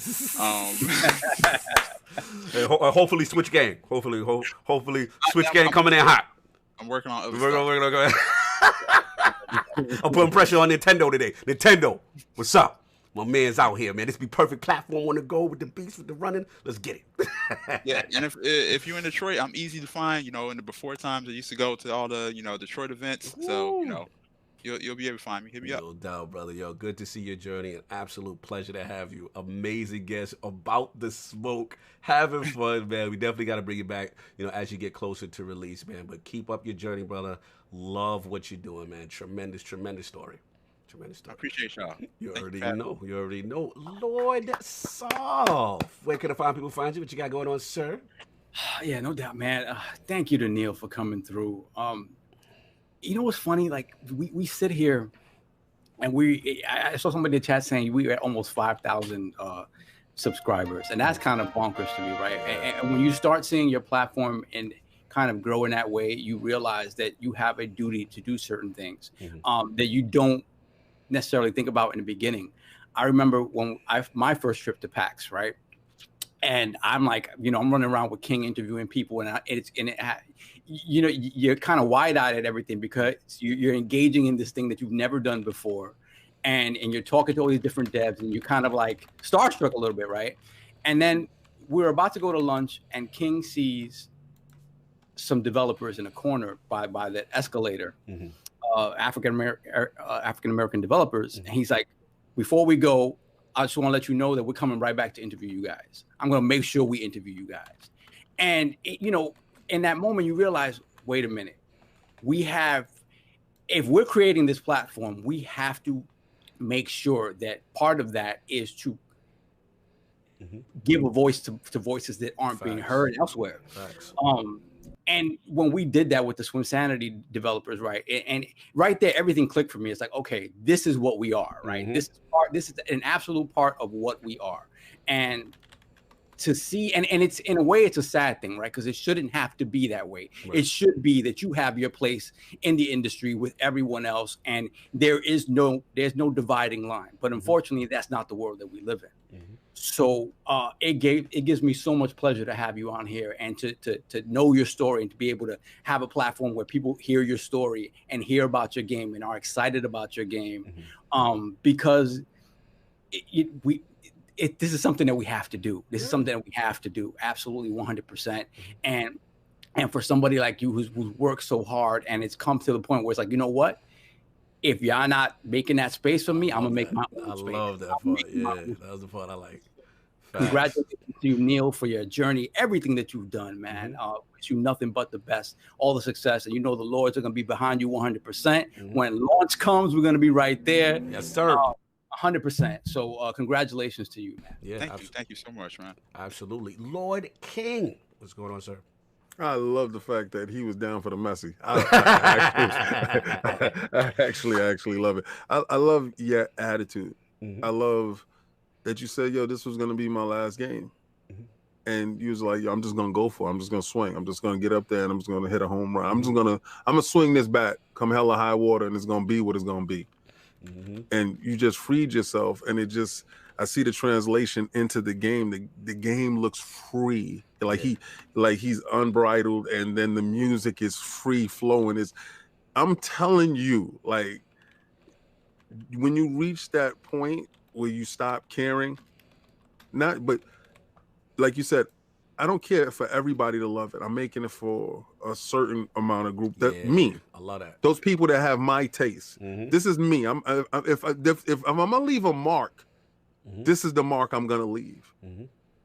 And you have your references. You made sure that your name is there. When you said this is my name, when I was 10 years old, it's like it's just those little things. You stay true to you. Like whatever stuff that you was doing before, that you was trying to fit whatever that mold was. This is you. Do you see how fire you are? Like the chat is like, yo, this dude is dope as hell. Like, know about it. So that's it. And I love when we get days like this. Yes, sir. Where we could see real original. And I'm not just gonna go over the fact that you're black. I know that you're black. It was harder. Right. I know that because I grew up with that. It's harder for us, right? But I also love the fact that, dude, you doing your thing no matter what color you are. You doing your damn thing. And I know from this point it's just going to be that much higher. Right. Because you found yourself saying to hell with it. It's beautiful. So salute for you being here today. I can't wait to get this game because I'm definitely gonna buy it, and I definitely y'all really know how to make a dude feel better about it. We gotta sell it. No, bro, because at the end of the day, like Sav said it best, King said it best. Like, we just don't see a lot of it, right? So it's our duty to support it. And like I said, what you told Gregor. You know what I'm saying? Shout out to Head Up and them guys. And what, as far as when you made your trailer, whenever, you wanted, an African-American or an outlet of color to present the game, not that you're restricting any other outlets, but you wanted, you made that clear. That resonated. You know what I'm saying? That definitely resonated. Shout out to Gregor. He's saying it comes out to all platforms. I'm gonna hold you to that. Greg, you bitch. Yeah, he out here. Greg out here dry snitching. He trying to give you more work. He trying to give you more work. You know what I'm saying? But at the end of the day, that really means a lot. So to like Sav said, it's our duty. Like with King, you know what I'm saying? And we're at the shows. You know what I'm saying? Again, we don't see a lot of developers that look like us. So it's so cool to see. And again, hearing your story, hearing your journey. You know what I'm saying? And all the nuances of this game that make it you. And like you said, this might not be for everybody, but it's you. It's all you. And what you are going to do. And you like, if they don't like it, that's on them. And so far, so good. We're definitely well received. We're definitely feeling the vibes, feeling the energy, and we can't wait, man. We pulling for you, brother. We pulling for you, man. Yeah, So man, y'all so awesome, man. thank you, brother. Appreciate you, man. Appreciate you. So that's I gotta come back on some. Oh, you already know. You know, Oh yeah, for set sure. King straight whenever he started. Yeah, when King start lying. When King start lying, you got big. You listen, it's a thing going around with the PlayStation. You got blowing the controllers are gonna blow back at you. The system gonna blow at you. You got people that in remote places of the I'm just world. saying, if like the PlayStation is some people's girlfriend, like Yeah, you can't be out here disparaging, right? hey, that's what some people into. Let them blow that controller. That's what they into. Yo, Yeah. and listen to you. Yo, real quick, chat said. and it would heat up your room. You know, if your room is kind of cold, like warm, PlayStation knows. Yo, Messi. Shout out to Macho Channel on to give it a. Yo, they want to know if they're able to pre-order the game. They're able to pre-order. Yo, we I think you can do something on what is it, Steam? Okay.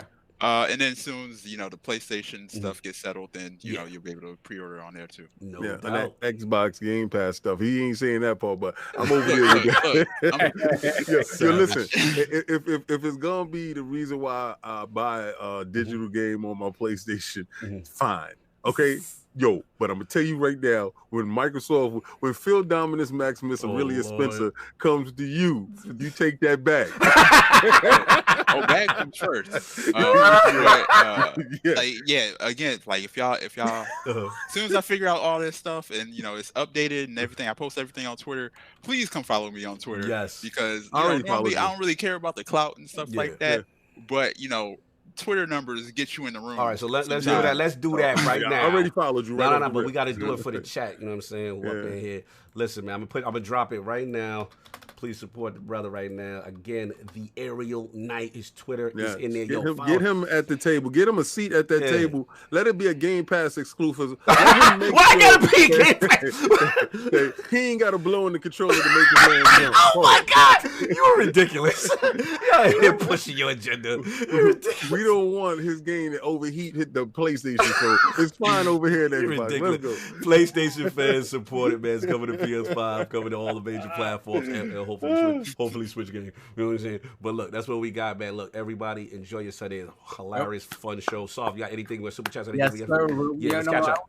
I think are we? Hold on a second. Give me 1 second. I think we caught up. We're caught up on Super Chat. I just wanted to say quickly, guys, as I said earlier, next week is D-Day. Next week's show will be a big one, ladies and gentlemen. We will be announcing the winners of the Series X and the PS5. The Halloween show. Exactly.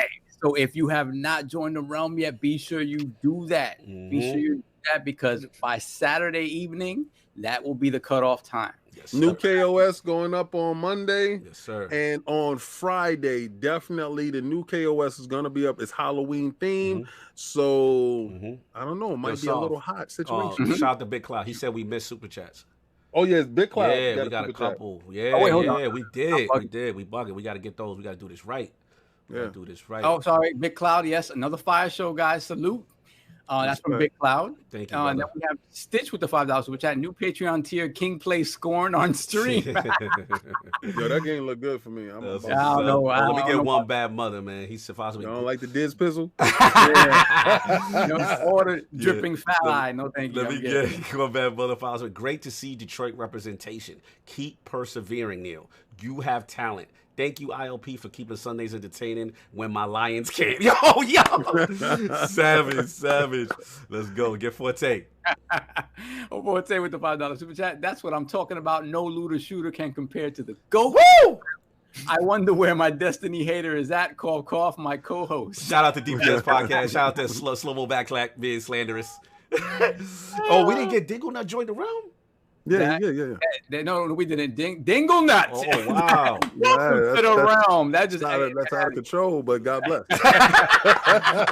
Dingle I think now we're definitely caught up. Yo, salute. Yeah. One last thing from our generous donor, Lord Kiswill 26. It was not 2 months of Game Pass. It's 3 months of Game Pass Ultimate. He will be donating to the winner of the Xbox Series X. No Yeah, doubt. he hit me in on Twitter. All right, so we get up out of here. This probably going to be the last week you get Soft's Tinder information. We're going to put it out now for the promo. Everybody, enjoy your Sunday. Attic will be back. He worked double shift. Oh, Sin Vendetta, thank you, brother. $5 super chat. King, why did you kill Mario? Did he see what to say? Why you kill him? He's looking at you right now. And on that note, join the realm here, Soft, and we out of here. Peace. Hi, this is Lord Sovereign from the Iron Lord Podcast. As you guys may recall, a few months back, King David OTW announced an amazing giveaway for the Xbox Series X. Well, I'm proud to announce that the Iron Lords Podcast will once again be giving away another console at the end of this year. And that console will be a PlayStation 5. You heard correctly. So, how do you get in on this amazing giveaway? Let me explain. If you're already a member of the realm, you're good to go. If you support us either on Patreon or YouTube, you already have a ballot to win this amazing console. And if you support us on both platforms, you have 2 ballots to win this amazing console, as you also have 2 ballots to win an Xbox Series X. So, if you're not a member of the realm, what are you waiting for? Head on over to patreon.com, go to the Iron Lords Podcast Patreon page, become a member of the realm to get your chance to win a PlayStation 5. You can also join us on YouTube/Iron Lords Podcast. Become a member of the realm, and you will also have a ballot to win a PlayStation 5 console. And if you want to support us on both platforms, you'll have 2 ballots for each system to win either a PlayStation 5 console or, of course, as King David said, an Xbox Series X. This is an amazing opportunity that the Iron Lords Podcast are so happy to bring to our community because you guys give so much back to us. So again, if you're not a member of the realm yet, what are you waiting for? Go out, join the realm on either Patreon or YouTube. And until next time, I'll see you at the round table.